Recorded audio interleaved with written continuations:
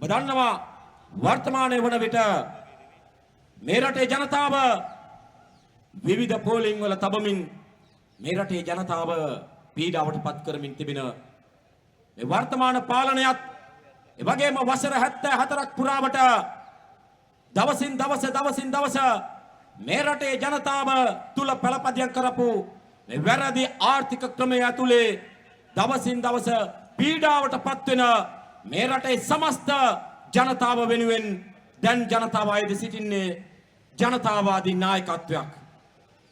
මේ රටේ ජනතාවගේ අයිතීන් ලබා දීම වෙනුවෙන් මේ රටේ වැඩ කරන ජනතාවගේ ඒ වගේම ගොවි ජනතාවගේ අයිතිය ලබා දීමට සමත් පාලනයක් දැන් ජනතාව ඉල්ලා සිටින මොහොතක්. මේ රටේ මේ වර්තමාන පාලනයත් ඒ වගේම අනිකුත් ඒ ප්‍රධාන දේශපාලන පක්ෂත් නැවතත් මේ රටේ ජනතාවගේ ජනතා මතය ගුබ්බෑයන් වලට තල්ලු කරන්න උත්සාහ දරමින් සිටින මොහොතක එය නෙවෙයි පාර කියමින් මේ රටේ සැබෑ ජනතාවාදී නායකත්වයක් ගොඩනැගීම වෙනුවෙන් නායකත්වයේ සපයන ජාතික ජන බලවේගයේ නායක අනුර කුමාර දිසානායක සහෝදරයා ඔබටයි මේ ආරාධනය මේ වේදිකාව ඉදිරිපස සිටින ඔබව ආමන්ත්‍රණය කිරීමට.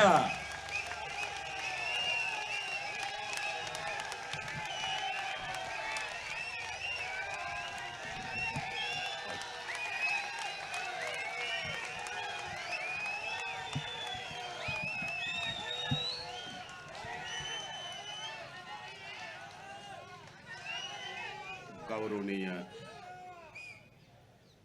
අපේ හාමුදුරුවෝ වහන්සේලාගෙන් අවසරයි වේදිකාවේ ඉන්න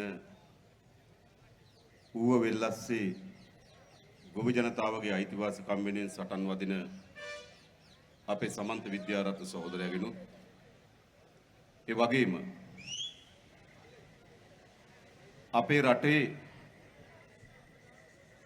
කොතනද ගොවියා අසාධාරණයකට පත් වෙන්නේ පීඩාවකට පත් වෙන්නේ යම්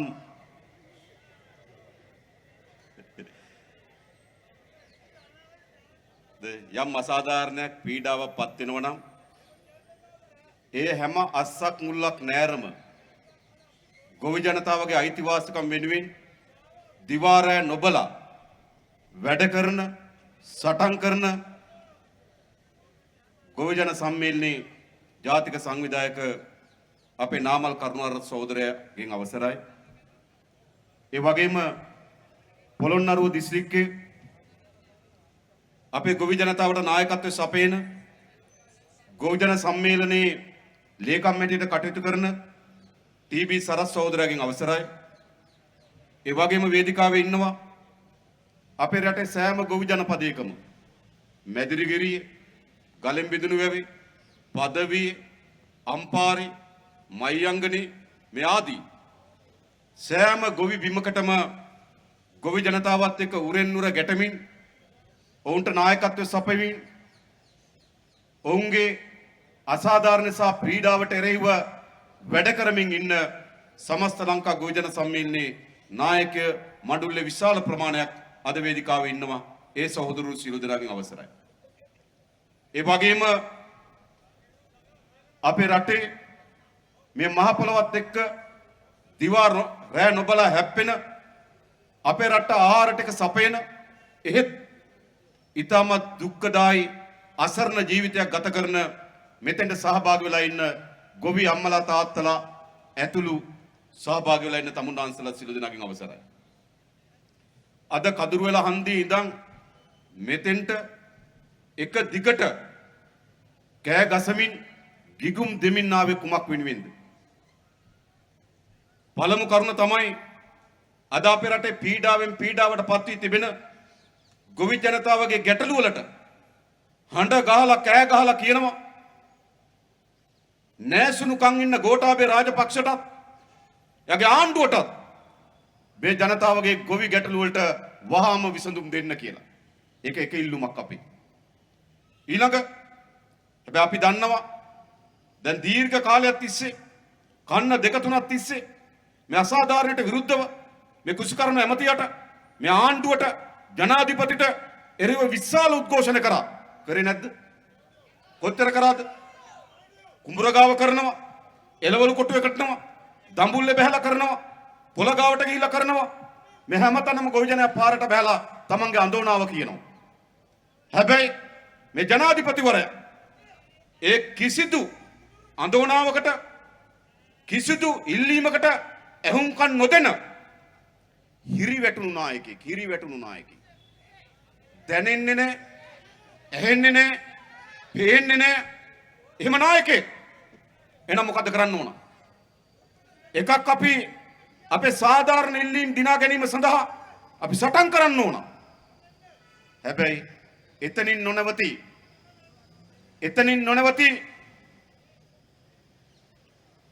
ගෝඨාභය රාජපක්ෂත්, මහින්ද රාජපක්ෂත්, බැසිල් රාජපක්ෂත්, ඇමති නාමල් රාජපක්ෂත්, ඇමති ලොකු අයියා රාජපක්ෂත්, රාජ්‍ය ඇමති ඥාති පුත්‍රයා සසේන්ද්‍ර රාජපක්ෂත් නේද? බෑනා නිපුණත්, එයාලංකා ආයතනයේ වැඩ කරන අලුත් නැන්දම්මත්, එයා පෝට් ආයතනයේ වැඩ කරන ඊළඟ නැන්දම්මත්, සංචාරක මණ්ඩලයේ වැඩ කරන ලොකු මාමණ්ඩිත් තවෝනද?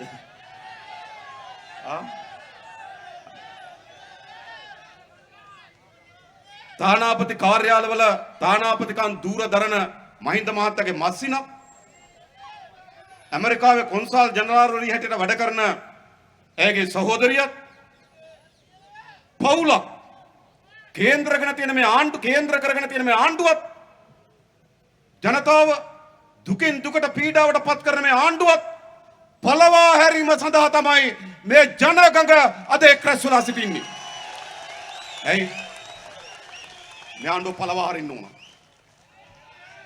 කාට හරි කෑ ගාලා අතෝසෝලා කියන්න පුළුවන්ද එක සාධකයක් මේ ආණ්ඩුව තියාගන්න ඕන? එකක් තියෙනවද? එක සාධකයක් නෑ මේ ආණ්ඩුව තියාගන්න.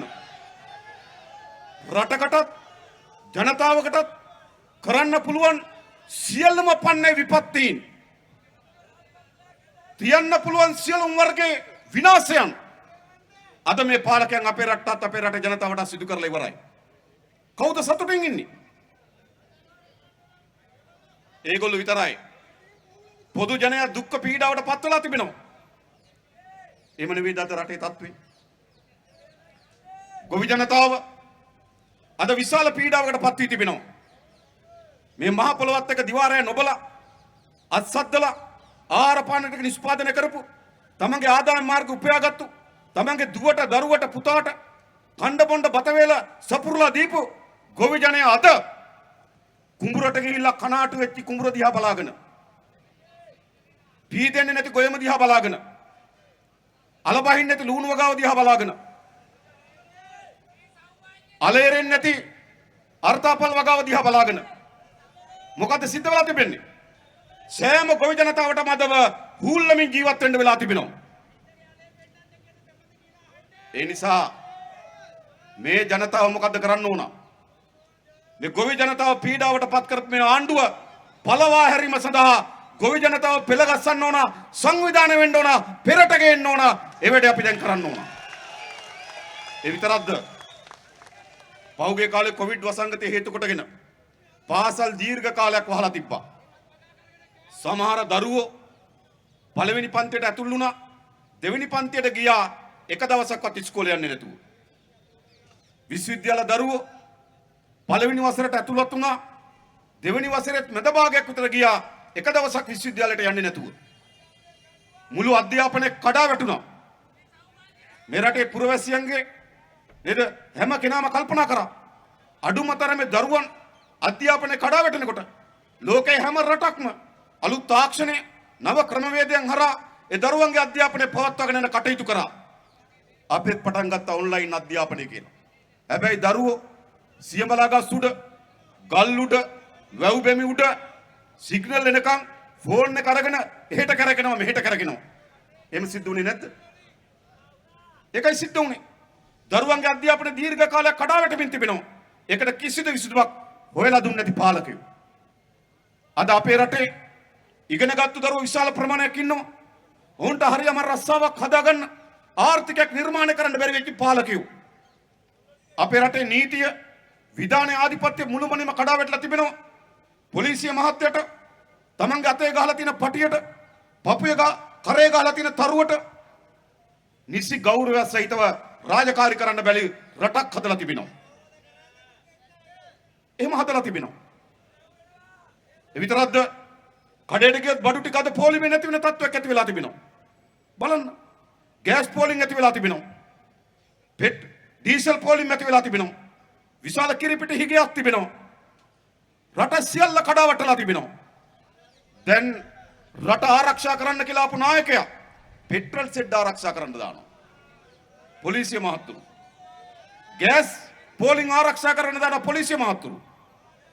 පොලිසිය මහත්තයා නේද රාජකාරී වෙලාවේ සෙඩ් එක මුර කරන්න පොලිමේ අවසට ගෙදර ගෑස් එකක් ගෙනියන්න පොලිමේ. පොලිසිය මහත්තයා දෙපාරක් පොලිමේ. මේකනේ වෙලා තියෙන්නේ. රටේ සියලු ශේස්ත්‍රයන් සියලු ජනතාව පීඩාවට පත් කරලා තිබෙනවා. දැන් අපි මොකද කරන්න ඕන? අපි අපේ වේදනාව, අපි අපේ දුක්ඛදායි තත්වයේ රටට වෙලා තියෙන දේ, ජනතාව පත් වෙලා තිබෙන පීඩාව පිළිබඳව අපි දැන් ඕනෑවටත් වඩා වැඩියෙන් දන්නවා. අපි අද අත්විඳලා තිබෙනවා. කුඹුරට ගියපුවාම අපිට ඒක පේනවා. කුස්සියට ගියපුවාම මේක අපිට පේනවා. පොළට ගියපුවාම මේක අපිට පේනවා. කඩේට ගියපුවාම මේක අපිට පේනවා. පාරට බැහැපුවාම මේක පේනවා. හැම තැනම මේ පීඩාවෙන් දුක් වේදනාවෙන් මේ රට කඩා වැටිලා තිබෙනවා. ඒ නිසා තවදුරටත් ඕනා මේ පීඩාව ගැන, වේදනාව ගැන, මේ ඇති වී තිබෙන විනාශ ගැන කතා බහ කිරීම පමණක්ම නෙවෙයි. දැන් අපිට ඕන මොකද්ද? දැන් අපි මේ වේදනාව දන්නවා. දැන් අපිට ඕන මොකද්ද? අපිට දැන් අවශ්‍යයි මේ පීඩාවට පත් කළද පාලක කණ්ඩායම් පළවහැරලා මේ රටේ ජනතාවට සාධාරණ ජීවිතයක්, මානසික නිදහසක් තිබෙන ජීවිතයක්, ආර්ථිකය ශක්තිමත් වන ජීවිතයක්, තමන්ගේ දරුවන්ගේ අනාගතය පිළිබඳ විශ්වාසවන්ත ජීවිතයක්, තමන්ගේ දරුවන්ගේ අනාගතය පිළිබඳ අපේක්ෂාවක් තිබෙන ජීවිතයක්, තමන්ගේ දරුවන්ගේ අනාගතය පිළිබඳ සීන දකින ජීවිතයක් අරන් දෙන්න ඕන රටක් අපි හදන්න ඕන. හදන්න ඕනේ නැද්ද එහෙම රටක්? හදන්න ඕනේ නැද්ද එහෙම රටක්? අපි හදන්න ඕනේ එහෙම රටක්. ඒ නිසා පළමු පියවර අපිට දැන් ප්‍රධාන වැඩ දෙකක් තියෙනවා. එකක් නෙවෙයි අපිට වැඩ දෙකක් තියෙනවා. පළවෙනි වැඩේ මොකද්ද? පළවෙනි වැඩේ මේ පාලක කණ්ඩායම් පළවා හරින්න ඕන. පළවා හරින්න ඕන. ඕන නැද්ද? මෙතන පහුගිය ජනාධිපති වර්ණෙදිත් මහා ඡන්දෙදිත් ගෝඨාභය ජනාධිපති කරන්න, මහින්ද රාජපක්ෂ අගමැති කරන්න ඡන්දෙ දීපුවා ඉන්නව නේද? දීපුවා ඉන්නවා. ඔව්. නේද? මොකද මේ වැඩේ කරන්න නම් මොකද්ද වෙන්න ඕන? මීට පෙර ඒ අය බලයට ගේන්න කටයුතු කරපු ජනතාව අපි හම්බ වෙන්න ඕන. නේද? ඡන්දෙ දුන්නනේ. ඔව්. අපි දැන් ඒගොල්ලෝ හම්බ වෙන්න ඕන. ඒගොල්ලෝ එකතු කරගන්න ඕන. අද අපි දන්නා මෙතන දහස් සංඛ්‍යාත ජනතාව අතර මේ ගෝඨාභයගේ ආණ්ඩුව බලයට ගේන්නත්, මහින්ද අගමැති පුටිය වාඩි කරවන්නත් ඡන්දෙ දීපු වැඩ කරපු විශාල පිරිසක් ඉන්නවා.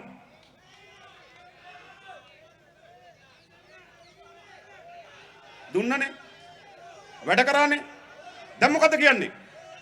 දැන් මොකද කියන්නේ? දැන් යවන්න ඕන. යවන්න නම් මොකද කරන්න ඕන? මෙතෙක් වෙන දේශපාලන පක්ෂවල ඡන්ද දීපු, වෙන දේශපාලන පක්ෂත් එක්ක වැඩ කරපු සියලු ජනතාව එක දේශපාලන වේදිකාවකට ගෙනීම සඳහා අපි දැන් වැඩ කරන්න පටන් ගන්න ඕන. ඒ වැඩ අපි කරන්න ඕන. එනිසා අපි නේද විශේෂයෙන් ගොවි ජනපදවල නගරවල වැඩේ ගොඩක් හොඳයි. රාජ්‍ය ආයතන වලත් වැඩේ ගොඩක් හොඳයි. හැබැයි රාජපක්ෂ මහත්තයලා හැමදාම කප් ගැහුවේ කොහෙන්ද? හැමදාම කප් ගැහුවේ කොහෙන්ද? ගමේ ගොවි ජනතාව ගාවට ගිහිල්ලා. එක වෙලාවක ජාති අනතුරේ කියලා කියනවා. තව වෙලාවක රට අනතුරේ කියලා කියනවා. තව වෙලාවක ජාතියේ පියා කියනවා. තව වෙලාවක පොහොර නිකන් දෙන්නම් කියනවා. නේද? මේ විදියට ගොවි ජනතාව රැවටීමකට භාජනය කරා මේ පාලකයෝ. හැබැයි දීර්ඝ කාලයක් දැන් වසර කීපයක් මේ පාලකයන්ගේ ආණ්ඩුව හදන්න වැඩියෙන්ම දරදිය ඇද්ද මේ රටේ ගොවි ජනතාව. නේද? පෞගිය මහචන්දේ විශාල කප් ගහලා තමයි මේ පොළොන්නරුවේ ආසන දිනුවේ. පෞගේ ජනාධිපති ඡන්දේ විශාල කප් ගහලා තමයි මේ පාලකයෝ දිනුවේ. එනිසා අපිට යවන්න ඕන තමයි. හැබැයි යවන්න මොකද කරන්න ඕන? මීට පෙර වෙන ව්‍යාපාර වලට වැඩ කරපු වෙන පක්ෂ වලට වැඩ කරපු ජනතාව අම්මලා තාත්තලා සහෝදර සහෝදරියන්ට අපි ආරාධනා කරන්න ඕන මේක තමයි වේදිකාව එකතු වෙන්න ඕන වේදිකාව කියලා. නේද? මේකත් වෙලා ඉන්න දහස් සංඛ්‍යාත ඔබ මාසයක් දෙකක් ගමට ගිහිල්ලා අනිත් පාක්ෂිකය හම්බ වෙලා තියෙන දේ කියලා මේ වෙලා තියෙන දේ නිදහස් වෙන පාරක් කියලා එකතු කර ගැනීම සඳහා පෙරවීරිය දරුවොත් අපිට මේ වැඩේ කරන්න පුළුවන්. මොකද කියන්නේ? මොකද කියන්නේ? ලෑස්තිද? අල්ලපු කෙනෙක්ට කතා කරන්න ඕන. ගමේ අනිත් කෙනාට කතා කරන්න ඕන. ගොවිපළේදී කතා කරන්න ඕන. කඩ මණ්ඩියේදී කතා කරන්න ඕන. බස් වියේදී කතා කරන්න ඕන. ඥාතියට කතා කරන්න ඕන. මේ සියලු දෙනාට කතා කරලා මේ රටේ මේ වෙලා තියෙන විනාශය අවුරුදු 74ක් මේ පාලක කණ්ඩායම් දෙකක් හපයක් බවට පත් කළ තිබෙන අපේ රටේ මාතෘ භූමිය ජීවිතයක් නැති කළ තිබෙන අපේ රටේ ජනතාව. මොකද්ද මේ ජීවිතය? හරියමං ආහාර වේලක් නැහැ. දරුවන්ට අධ්‍යාපනයක් නැහැ. නිරෝගී සම්පන්න ජීවිතයක් නැහැ. නිදාසයින්න නිවසක් නැහැ. මානසික සුවයක් නැහැ. කරදර ගොන්නක් කරපින්නාගෙන ඉන්න මිනිස්සු ජන සමූහයක් ඉන්නවා. එහෙම නෙවෙයිද? හරියමං ආහාර වේලක් තියනවද? දරුවට හොඳ අධ්‍යාපනයක් තිබෙනවද? හොඳ නිරෝගී සම්පන්න ජීවිතයක් තිබෙනවද? ලෙඩ කඳම් බවට පත් වෙලා තිබෙන අපේ රටේ ජනතාව. දුක්ඛ පීඩාවට පත් වෙලා තිබෙන අපේ රටේ ජනතාව. මානසික නිදහසක් තිබෙනවද? කවියක් කියනවද? ගීතයක් රස විඳිනවද? චිත්‍රපටයක් බලනවද? පවුලේ ඔක්කොම එකතු වෙලා එක මේසෙක කෑම වේලක් කනවද? දරුවන් එක්ක සතුරු සාමිච්චෙන් ජීවත් වෙනවද? ඒ කිසිවක් අපිට නැහැ. අපි නිකන් පරණඩල් වගේ ජීවිත ඔහෙ ඉපදෙනවා, ඔහෙ මොනවා හරි කරනවා, ඔහෙ මැරලා යනවා. ඔන්න අපේ ජීවිත. එහෙම නෙවෙයිද අපේ ගම්වල ජීවිත? අපේ අම්මලා තාත්තලාගේ ජීවිතය එහෙම නෙවෙයිද? අපේ પરම්පරාවේ අත්දැකීම් වලට මුහුණ දුන්නේ නැද්ද? අපේ પરම්පරාවේ විශාල ප්‍රමාණයක් යුද්ධයට ගිහිලා මැරුණා. විශාල ප්‍රමාණයක්. අපේ પરම්පරාවේ තව ප්‍රමාණයක් ජීවත් වෙන්න විදියක් නැතිව මෙරට අත්හැරලා ගියා. එක්ක මැද පෙරදිග රස්සවලට ගියා. මෙරටේ Tamanට ආදායම් මාර්ගසයට රැකියාවක් නැහැ. අපේ પરම්පරාවේ තවත් ප්‍රමාණයක් ඇති වෙන කරදර පීඩාවන් දරා ගන්න බැරුව අසීමිත ලෙස මත්පැන් වලට හුරු වෙලා උදෙත් බොනවා, රැටත් බොනවා, පාන්දරත් බොනවා, කන මදේ වගේ ජීවිතයක් ගත කරන්න සිද්ධ වුණා. සිද්ධ වුණේ නැද්ද ඒක? සිද්ධ වුණා. මුළු මනින්ම ජීවිත විනාශ වෙලා ගියා. දරුවෝ තාත්තා අතර සම්බන්ධය බිඳුණා. දරුවෝ අම්මලා අතර තියෙන සම්බන්ධය බිඳුණා. ස්වාමියා සහ බිරිඳ අතර තියෙන සම්බන්ධය බිඳුණා. අපි ඔහේ පාවෙන මිනිස් දූවිලි බවට පත් වුණා. අපිට මානසික සුවයක් නැති, ආහාර පාන නැති, නිරෝගී සම්පන්න ජීවිතයක් නැති, හරියමන් නිවාසයක් නැති මිනිස් පුලුට බවට පත් කරා මේ පාලකයෝ. දැන් අපිට ඕන මොකද්ද? අපිට ඕන මේ රටේ ජනතාවට මේට වඩා හොඳ ජීවිතයක් උරුම කර දීම සඳහා සටනක් තිබෙනවා අපිට. අන්නේ කාර්යභාරය තමයි අපිට දැන් ඉටු කරන්න ඕන. ඒ නිසා අපි අවුරුදු 74ක් අපේ මාතෘ භූමියත් අපේ රටේ ජනතාවත් මේ පීඩාවෙන් පීඩාවට පත් කළද මේ පාලක කණ්ඩායම් වලට රැහිව්වා. අපි ගම් සංවිධානය වෙන්න ඕන. ගොඩක් අය අපිට කියනවා සහෝදරයා ගොඩක් හොඳයි. හැබැයි ගම් වල ටිකක් මදි. ඔව්. මොකද කියන්නේ දැන්? දැන් මොකක්ද තත්ත්වේ? දැන් හදලා තියෙන්නේ බකමූණේ කොහමද? ඇලහැර කොහමද? වැලිකන්ද කොහමද? මැදිරිගිරිය කොහමද? රස්නායකපුර නේද? කොහමද? හොඳයිනේ. වැඩේ හොඳයි. හැබැයි දිඹුලාගල මොකද? එලකිරි. හොඳයි. හැබැයි තව එකතු කරන්න ඕන. අපි බහින්න ඕන ගමට. අපි ඇස් ඉදිරිපිට වෙලා තියෙන මේ විනාශය. අපි ඇස් ඉදිරිපිට අපේ දරුවන් මේ පත් වෙලා තියෙන පීඩාව. අපි ඇස් ඉදිරිපිට අපේ රටේ මාතෘ භූමිය මුහුණ දී තියෙන අනතුරු. අපි ඇස් ඉදිරිපිට අපි ඉපදෙනකොට තිබුණු සම්පත් ඉන්දියාවට චීනයට ඇමරිකාවට තරඟට විකුණන මේ ආණ්ඩුව තෙරෙහිව ජනතාව තව සංවිධානය කරන්න ඕන. තව ගමට බහින්න ඕන. එකතු වෙන්න ඕන. අපි ඔක්කොම එකතු වෙලා අපි ආණ්ඩුවක් හද මොකක් වෙනුවෙන්ද? මේ රට ගොඩනගන ආණ්ඩුවක් ජනතාවගේ ජන ජීවිත සුවපත් කරන ආණ්ඩුවක් අපි හදන්න ඕන. අන්න ඒ වෙනුවෙන් තමයි අපි මේ වැඩේ පටන් ගන්න තිබෙන්නේ. නේද? පාරට බහලා පෝරත් ඉල්ලමු. පාරට බහලා වන්දිත් ඉල්ලමු.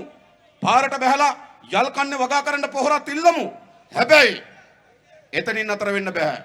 අපේ රට ගොඩනගන්න, අපේ රටේ ජනතාව සුවපත් කරන්න, මේට වඩා සුන්දර ජීවිතයක් අරගෙන දෙන්න, මීට වඩා ලස්සන ජීවිතයක් අරගෙන දෙන්න, මීට වඩා සුන්දර රටක් නිර්මාණය කරන්න, මීට වඩා සමගියෙන් ඉන්න රටක් නිර්මාණය කරන්න, අපරාධ අඩු වුණු රටක් නිර්මාණය කරන්න, නීතියේ විධානයේ ආධිපත්‍ය සාධාරණ ඉටු වෙන රටක් නිර්මාණය කරන්න, වංචාවේ දූෂණයට තිත තියෙන රටක් නිර්මාණය කරන්න, වංචනිකයන්ට දූෂිතයන්ට දඬුවම් දෙන රටක් නිර්මාණය කරන්න, වංචනිකයන්ගේ දූෂිතයන්ගේ දේපල පවර ගන්න රටක් හදන්න ඕන අපි. කරන්න ඕන. අන්න ඒ වෙනුවෙන් අපි හොඳ ආණ්ඩුවක් හදමු. හොඳ ආණ්ඩුවක් හදමු. ඊට පස්සේ ආණ්ඩුව හැදුවාම මීටත් වඩා වැඩේ ලොකුයි. ඊට පස්සේ තියෙන්නේ මොකද්ද? අපි ඔක්කොම පොරබදමු. මේ රට ගොඩනගන්න. තමුන්නාන්සේලා ලෑස්ති නැද්ද? තමුන්නාන්සේලාගේ නාටු බවට පත් වෙලා තියෙන කුඹුරට බැහැලා නැවත ශාස්ත්‍රික ගොවිපළ බවට වර්ධනය කරන්න සූදානම්ද? අන්න ඒක අවශ්‍යයි. මේක නිකන් කොට ගන්න බෑ. ගොවි ජනතාව මොකද කරන්න ඕන? තමන්ගේ ගොවි බිම් වලට ගිහිල්ලා ඒවා අස්සද්දලා මහා දවන්ත නිෂ්පාදනයක් රටට ගෙන එන්න ඕන. අන්න ගොවි ජනතාව මේ වැඩේ කරනවා. දීවර ජනතාව මහා මුහුදු යන්න ඕන. දැවැන්ත මහා සාගරයක් තිබෙනවා. රට වගේ අටගුණයක මහා මුහුදක් තිබෙනවා. ඒ මහා මුහුදේ මහා මාළු සම්පතක් තිබෙනවා. ඒ මාළු සම්පත නෙලන්න ඕන. ආණ්ඩුව ඒකට අවශ්‍ය වෙන තාක්ෂණය දෙන්නම්. ඒකට අවශ්‍ය වෙන වෙළඳපොළ හදන්නම්. ඒකට අවශ්‍ය වෙන ගබඩාකරණය හදන්නම්. ඒකට අවශ්‍ය වෙන කර්මාන්තය හදන්නම් ආණ්ඩුව. හැබැයි දීවර ජනයා ඒ මත්ස්‍ය සම්පත නෙලන්න පොරබදන්න ඕන. අපේ රටේ පොලිසිය මහත්තයා තමන්ට පැවරී තිබෙන රාජකාරිය නිසි පරිදි ඉටු කරන්න. සල්ලි තියනවද නැද්ද නෙවෙයි. දුප්පත්ද පොහොසත්ද නෙවෙයි. දුප්පත් පොහොසත් ભેදකින් තොරව සල්ලි තියනවද නැද්ද කියන ભેදකින් තොරව ගමේද නගරද කියන ભેදකින් තොරව දේශපාලකයාද සාමාන්‍ය මිනිහද කියන ભેදකින් තොරව අපේ රටේ නීතිය ඉටු කරන්න සමත් වෙන පොලිසිය හොඳ නැද්ද එහෙම එකක්? ඕන නැද්ද එහෙම එකක්? එහෙම එකක් අපි හදන්න ඕනේ. ඒතර පොලිසිය මාතෘ අපේ රටේ නීතිය සාමය ස්ථාපිත කරන්න බැදියක් වෙනවා. අපේ රටේ නව තරුණ පරම්පරාව අපේ පරම්පරාවට වඩා වැඩියෙන් දැනුම එකතු කරගෙන තිබෙනවා. ලෝකයේත් එක්ක ගනුදෙනු තිබෙනවා. ලෝකයේත් එක්ක මහා තාක්ෂණය ඇතිවෙච්ච විප්ලවයෙන් එක්ක විශාල සංනිවේදන ගනුදෙනු තිබෙනවා. තොරතුරු ගලාගෙන එනවා. නව තාරුණ්‍යයක් තිබෙනවා. ඒ නව තාරුණ්‍ය දැනුම ඔවුන්ගේ හැකියාව, ඔවුන්ගේ බුද්ධිය, ඔවුන්ගේ කාය ශක්තිය සියල්ල එක තැනකට එකතු කරගන්න ඕන. මොකටද? මේ රට ගොඩනැගීම සඳහා නව තරුණ ව්‍යවසායකයෙක් හදන්න ඕනකම තිබෙනවා. ඒ වැඩේට තරුණ පරම්පරාව එකතු වෙන්න ඕන. අපේ රටේ පාසල් අධ්‍යාපනය මේක සම්පූර්ණ පරිවර්තනය ලක් කරන්න ඕන. අද අපේ රටේ සාමාන්‍යයෙන් ගත්තොත් පළවෙනි පන්තියට ඇතුළත් වෙනවා 3,30,000ක්. පළවෙනි පන්තියට ඇතුළත් වෙනවා.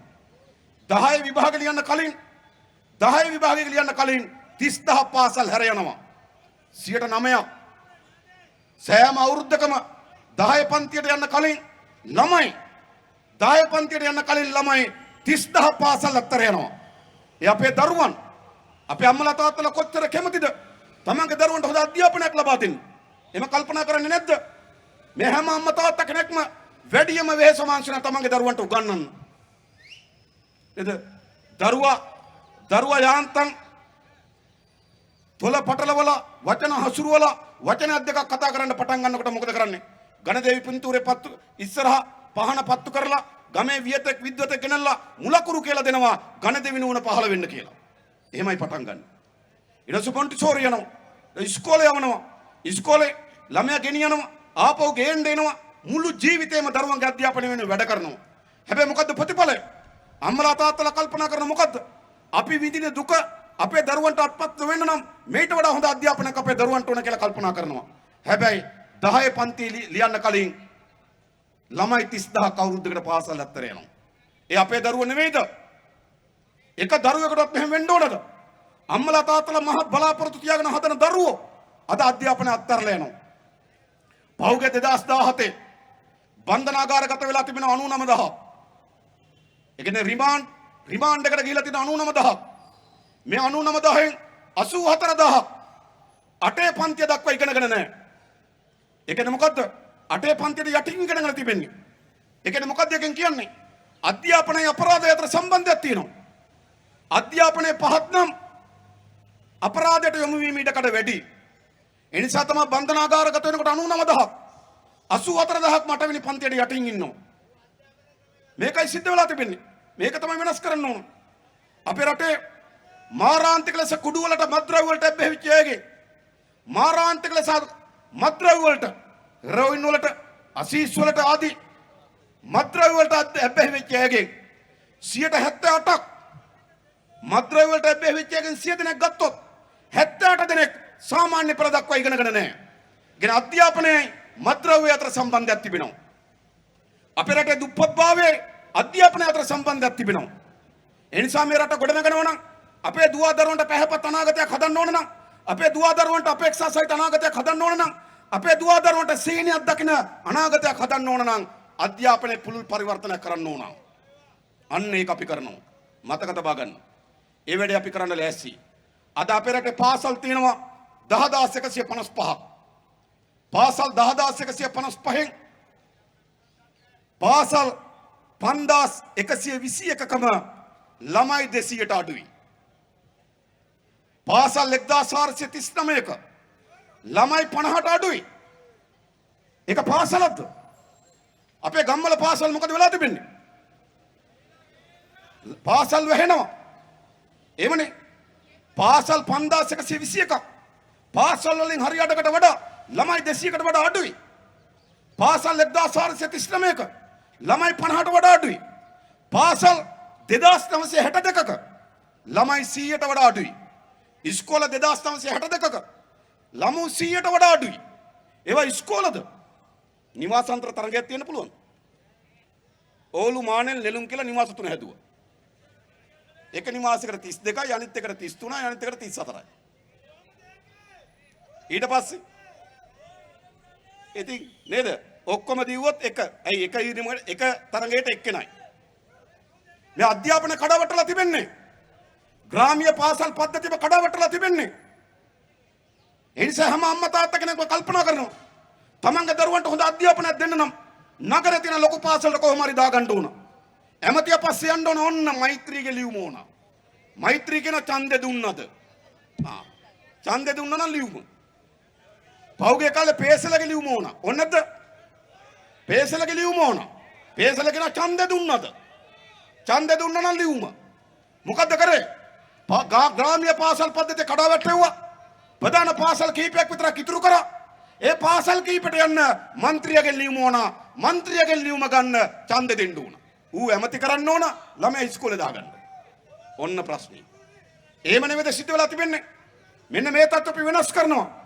අපේ පළවෙනි පන්තියට ඇතුළත් වෙන හැම දරුවෙක්ම අධ්‍යාපනයෙන් ඉහළ යන එක්ක උපාධිධාරියෙක්, එක්ක ඩිප්ලෝමාධාරියෙක්, එක්ක වෘත්තීය පුහුණුවක් සහිත වෘත්තීය වේදිකයෙක් සහිතව එළියට එන නව අධ්‍යාපන ප්‍රතිසංස්කරණ අපේ රටේ ඇති කරනවා.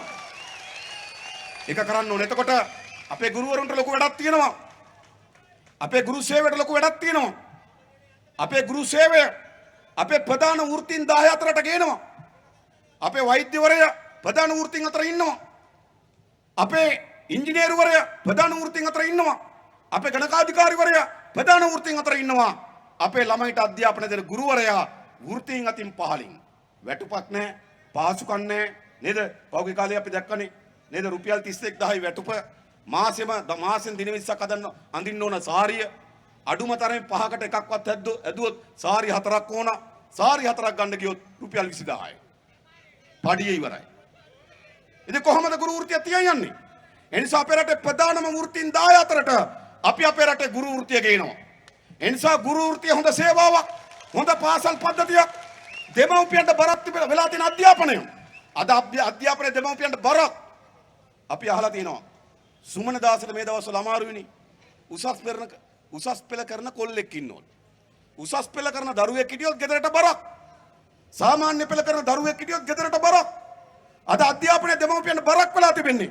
හැබැයි දෙමව්පියන්ට බරක් වෙලා තිබෙන අධ්‍යාපනය ආණ්ඩුවේ වගකීමක් බවට අපි පරිවර්තනය කරන සලස්මක් අපි හදනවා. අධ්‍යාපන ආණ්ඩු ක්‍රම ව්‍යවස්ථාවේ මූලික අයිතියක් කරනවා. අධ්‍යාපනයේ ආණ්ඩු ක්‍රම ව්‍යවස්ථාවේ මූලික අයිතියක්. ඒකෙන් කියන්නේ මොකද්ද? ඒකෙන් කියන්නේ මොකද්ද? ආණ්ඩු ක්‍රම ව්‍යවස්ථාවේ මූලික අයිතියක් අධ්‍යාපනය. ඒකෙන් කියන්නේ දරුවට පාසලක් නැත්නම් ආණ්ඩුවට විරුද්ධව නඩු දාන්න පුළුවන්. පාසලේ ඉංග්‍රීසි ගුරුවරයෙක් නැත්නම් ආණ්ඩුවට විරුද්ධව නඩු දාන්න පුළුවන්. පාසලේ අවශ්‍ය වෙන විද්‍යාගාරය නැත්නම් ආණ්ඩුවට විරුද්ධව නඩු දාන්න පුළුවන්. පාසලේ විද්‍යා ගුරුවරයෙක් නැත්නම් ආණ්ඩුවට විරුද්ධව නඩු දාන්න පුළුවන්. අන්න ඒ විදිහට ව්‍යවස්ථා සංශෝධනයක් ගේනවා. එඳා පුරවැසියන්ට තමන්ගේ දරුවන්ට ආණ්ඩුව නිසි පරිදි අධ්‍යාපනයට පහසුකම් ලබා දෙන්නේ නැත්නම් ආණ්ඩුවට විරුද්ධව නඩු දාන්න පුළුවන් විදිහට ව්‍යවස්ථා නීති සම්පාදනය කරනවා අපි. ඇයි මේ රට ගොඩනගන්න අධ්‍යාපනය. එතකොට ගුරුවරු ළමයි ඊටම සතුටෙන් පාසල අධ්‍යාපනය හදාරනවා. ලස්සන රටක් අපිට ලැබිලා පේනවා. දීවරය මුහුදු යනවා, ගොවියා ගොවිපලට එනවා. නේද? තරුණයා රස්සාවක් කරනවා. එයා කුඩා ව්‍යවසායකයක් ඇති කරනවා. පොලිසිය මාත්‍ය නීති ඊටු කරන්න වලි කනවා. නේද? රටේ මහා ජාතික සම්පත් එකට අරගෙන මහා කර්මාන්ත පද්ධතියක් හැදෙනවා. රටේ මහා ජාතික නිෂ්පාදනයක් අපි උඩට ගේනවා. රට පිමි ගණනක ඉදිරියට ගෙනියනවා. මතක තබා ගන්න. මේ විනාශයට පත් වෙලා තියෙන රට ගොඩනැගීම සඳහා දිවාරය නොබලා වැඩ කරන්න ලෑස්ති ව්‍යාපාරයක් හැටියට අපි තමුන්නාන්සලට මේ ආරාධනය කරනවා. මේකෙදි වැදගත්ම මොකද්ද? මේකෙදි මම තමුන්නාන්සලට කියන්නම් මේ කුෂ්කර්මාන්තය අපි කොහොමද ගොඩනගන්නේ? මේක ගොඩනගන්න ඕන තැනක් ඇයි? පැති කිහිපයක් තිබෙනවා. එකක් ඕනෑම රටක් තමන්ගේ රට ගොඩනැගීමේදී ඒ රටේ ශිෂ්ටාචාරය ගැන කල්පනා කරනවා. කිසි රටක ඒ රට ගොඩනැගීමේ න්‍යාය පත්‍රය ඒ රට ගොඩනැගීම සැලසුම හදන්නේ නැහැ. ඒ රට ඉතිහාසය ගොඩනැගුණේ කොහොමද කියන එක මත හැම රටක්ම තමන්ගේ ගොඩනැගීම ඉතිහාසය තමන්ගේ ගොඩනැගීම කල්පනා කරන්නේ ඒ රට ගොඩනැගුණේ ශිෂ්ටාචාරයත් එක්ක. අපේ රට ගොඩනැගුණේ ශිෂ්ටාචාරය මොකද්ද? අපේ රට ගොඩනැගුණේ ශිෂ්ටාචාරය වාරි කර්මාන්තත් එක්ක ගැට ගැසුණු කුෂිකර්මාන්තය. ඒ නිසා අපේ රට ගොඩනගනවා නම් අපේ රටේ ශිෂ්ටාචාරය කුෂිකර්මාන්තය පතපතන වූ ශිෂ්ටාචාරයක් තිබෙනවා. ඒ නිසා අපේ රටේ ආර්ථික වැදගත් වෙනක් ගොඩනැගීමේ වැදගත් වෙනක් මොකද්ද? කුෂිකර්මාන්තය. අපි දන්නවා පණ්ඩුකාභය රජතුමා මීට අවුරුදු 2500කට කලින් මතක තබා ගන්න. සුද්දෝ ටැංක් එකක් දැකලා නැති කාලේ මීට අවුරුදු 2500කට කලින් පළවෙනි වැව හැදුවා බසවක් කුලම. අද අබේ වැව. ඉස්සර කිව්ව එකට ජය වැව කියලා. එතනින් පටන් ගත්තු මහා වාරි කර්මාන්තය. අපේ ශ්‍රේෂ්ඨ නරපතියන් අදත් ඉතිහාසය ලියවිලා තින්නේ මොකක් මතද? ප්‍රධාන වශයෙන් ඕන් විසින් අපේ රටේ වාරි කර්මාන්තයට කොතර සේවාවක් කරාද කියලා. අපි මේ හබරණෙන් ඇතුළු වුණාම අපිට හම්බෙනවා මින්නේරිය මහා ජලාශය. මහසෙන් රජුරෝ අදත් මින්නේරිය ජනතාව මහසෙන් රජුරෝ නේද මින්නේරිය දෙවියන් ලෙස හදානවා. ඇයි මින්නේරිය දෙවියන් ලෙස හදාන්නේ මහසෙන් රජුරෝ? ඒ මින්නේරිය මහා ජලාශයෙන් පරම්පරා ගණනාවක් පෝෂණය කරා. පරම්පරා ගණනාවකට ආහාර සැපෙව්වා. පරම්පරා ගණනාවක් ජීවත් කරෙව්වා. අද මින්නේරිය ජනතාව කියනවා මහසෙන් රජුරෝ තමයි මින්නේරිය දෙවියෝ. ඊට පස්සේ අපි ඊළඟ එනකොට අපිට අහු වෙනවා ගිරිතලේ වැව. දෙවනි අක්බෝ රජුරු හැදුවා කන්තලේ වැව ගිරිතලේ වැව. ඊට පස්සේ මින්නේරියට එනකොට මහා පරාක්‍රම සමුද්‍රය නේද? අපේ ශ්‍රේෂ්ඨ නරපතියෙක් වුණු පරාක්‍රම රාහු රජතුමා මේ මහා වැව හදලා කිව්වේ මොකද්ද? මේ රජරට පළාතේ ගොවි ජනතාවට අවශ්‍ය වෙන වාපි කර්මාන්තේ ගොඩනගලා කිව්වේ අපි ආහාර නිෂ්පාදනයට උර දෙනවා. එහෙමයි රටවල් ගොඩනැගුවේ. ධාතුසේන රජුරෝ අන්තිමේදී මොකද්ද කිව්වේ තමන්ගේ පුතාට? තමන්ටගේ පුතාට කිව්වේ මොකද්ද? කලාවේවෙන් වතුර දෝතක් අතට අරගෙන කිව්වා මේක තමයි මට තියෙන එකම සම්පත පුතේ කියලා. එහෙමනේ කිව්වේ. රජකම් කරත් අවසානයේ ධාතුසේන රජුරෝ කියනවා මේක තමයි මට තිබෙන සම්පත පුතේ. එහෙම තමයි ශ්‍රේෂ්ඨ නරපතියන් අපේ වාරි කර්මාන්තය ඉටු කරේ. කලාවේ විදන් තිසාවේව දක්වා 70ක්ම 28ක් 70ක්ම ඩංගල බස්ම සහිත මහා යෝධල නිර්මාණ කරපු ඉතිහාසයක් අපිට තිබෙනවා. ලංකාවේ තමයි විශ්වකොටුව තිබෙන්නේ. ඒක අපේ නිර්මාණය. මඩසොරව අපේ නිර්මාණය. මේ දෙවන්ත වාපි කර්මාන්ත අපේ නිෂ්පාදනය. මහා මධ්‍ය කඳුකරේ මහා දියලි ගලාගෙන යන දියලි ඔයවල් ගංගාවල් තැන්නෙන් ගරස් කරලා මා වේලි බැන්දා. මිනිපේ වේල්ල එහෙම එකක්. එහා පැත්තේ අංගම් මෙඩිල වේල්ල එහෙම එකක්. අපේ රටේ මහා වාපි කර්මාන්තයක් තිබෙනවා. ඒක අපේ රටේ කුස් කර්මාන්තයට වැදගත්. ඒ විතරක්ද අපිට හොඳ වර්ෂාපතනක් තිබෙනවා. ඊශාන දිග මෝසම තිබෙනවා. නිර්ත දිග මෝසම තිබෙනවා. මෝසම් දෙකකින් වර්ෂාව ලැබෙනවා. ඔක්තෝබර් මාසේ 15 වෙනිදා මහා වැහි පටන් ගන්නවා. මේ ජලාශ ඔක්කොම පිරි ඉතිරි ගලනවා. ඉතාමත් හොඳ වැසි කලාපයක් අපිට තිබෙනවා. ඊට අමතරව සංහාන වැසි තිබෙනවා. මේ ඉතාමත් හොඳ ශාස්ත්‍රික මහ පොළොවක් තිබෙනවා. දේශගුණික කලාප 3ක් තිබෙනවා. නේද? මෙවැනි වියලි කලාපයක් තිබෙනවා. මැද කලාපයක් තිබෙනවා. සීත කලාපයක් තිබෙනවා. ලෝකයේ වෙන ඕනෑම වර්ග එළවලුවක් වගා කරන්න පුළුවන් ඉතාමත් හොඳ දේශගුණික කලාප 3ක් තිබෙනවා. ඒ වගේම පුරාතන ඉඳන් මේ මහ පොළොවත් එක්ක හැප්පිලා මේ මහ පොළොව අත්සද්දලා මේ මහ පොළොවෙන් අත්දැකීම් ගත්තු කුෂ්කර්මාන්තය යදුණු මහා ගොවි පරම්පරාවක් ඉන්නවා. ඒ ගොවි පරම්පරාවේ දරුවෝ අපි. එහෙම නෙවෙයිද? කම්මැලිද? මම දැක්කා බැසිල් රාජපක්ෂ කියන ගොවියා කියන්නේ වට්ටක් ඇට දෙකක් දානවලු කියලා කුඹුරට දාලා ඉවරලා මාස දෙකකින් ගිහලා වට්ටක් අකඩන් එනවලු. කිව්වා නේද? වට්ටක් ඇට දෙකක් කුඹුර දානවලු හේනට මාස දෙකකින් ගිහලා වට්ටක් අකඩන් එනවලු. ඔන්න බැසිල් රාජපක්ෂ. හැබැයි මේ ගොවියම්මලා තාත්තලා කොහොමද වැඩ කරන්නේ? උදේ නැගිටලා පිණි හින්දෙන්න කලින් කුඹුරට එනවා. කුඹුරට ගිහලා එක වැඩ කරන්න පටන් ගන්නවා. ඊට පස්සේ රෑ 7 විතර වෙනකොට ලන්තෑරුම් පත්තු කරගෙන කුඹුරට අලියලවන්න එනවා. දිවා රෑ නොබලා වැඩ කරනවා. එහෙම වැඩ කළා තමයි මේ මහ පොළොව ඇස්සද්දුවේ. එහෙම අස්සද්දන්න පුළුවන් හොඳ ගොවි ජනතාවක් ඉන්නවා.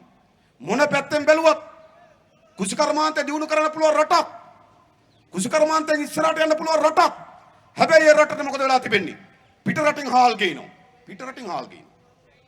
මේ ඊයේ පෙරේදා චීනෙන් මෙට්‍රික් ටන් 2000ක් දීලා. චීනෙන් හාල් මෙට්‍රික් ටන් 2000ක් දීලා. මහින්ද රාජපක්ෂ මහත්තයා හැරෙන තැපැලේ ලියුමක් අරලා බොහොම ස්තුතියි මෙට්‍රික් ටන් 2000ක් අපිට හාල් දුන්නට. මෙට්‍රික් ටන් 2000ක් කියන්නේ කොච්චරද? දවසකට වේල් තුනට වන මෙට්‍රික් ටන් 6500ක්. 2000ක් කියන්නේ එක වේලක හාල්. එක වේලක හාල් දුන්නාම චීනෙන් මහින්ද මහත්තයා වඳිනවා. හරිද? ඊට පස්සේ මොකද කරන්නේ? මියන්මාරෙන් හාල් ගේනවා. බන්දුලු ගණවර්ධන පහුගියදා කැබිනට් පත්‍රිකාවක් දැම්මා. මියන්මාරෙන් මෙට්‍රික් ටන් ලක්ෂ 3ක් හාල් ගේන්න. ඒකෙනුත් ගහලා.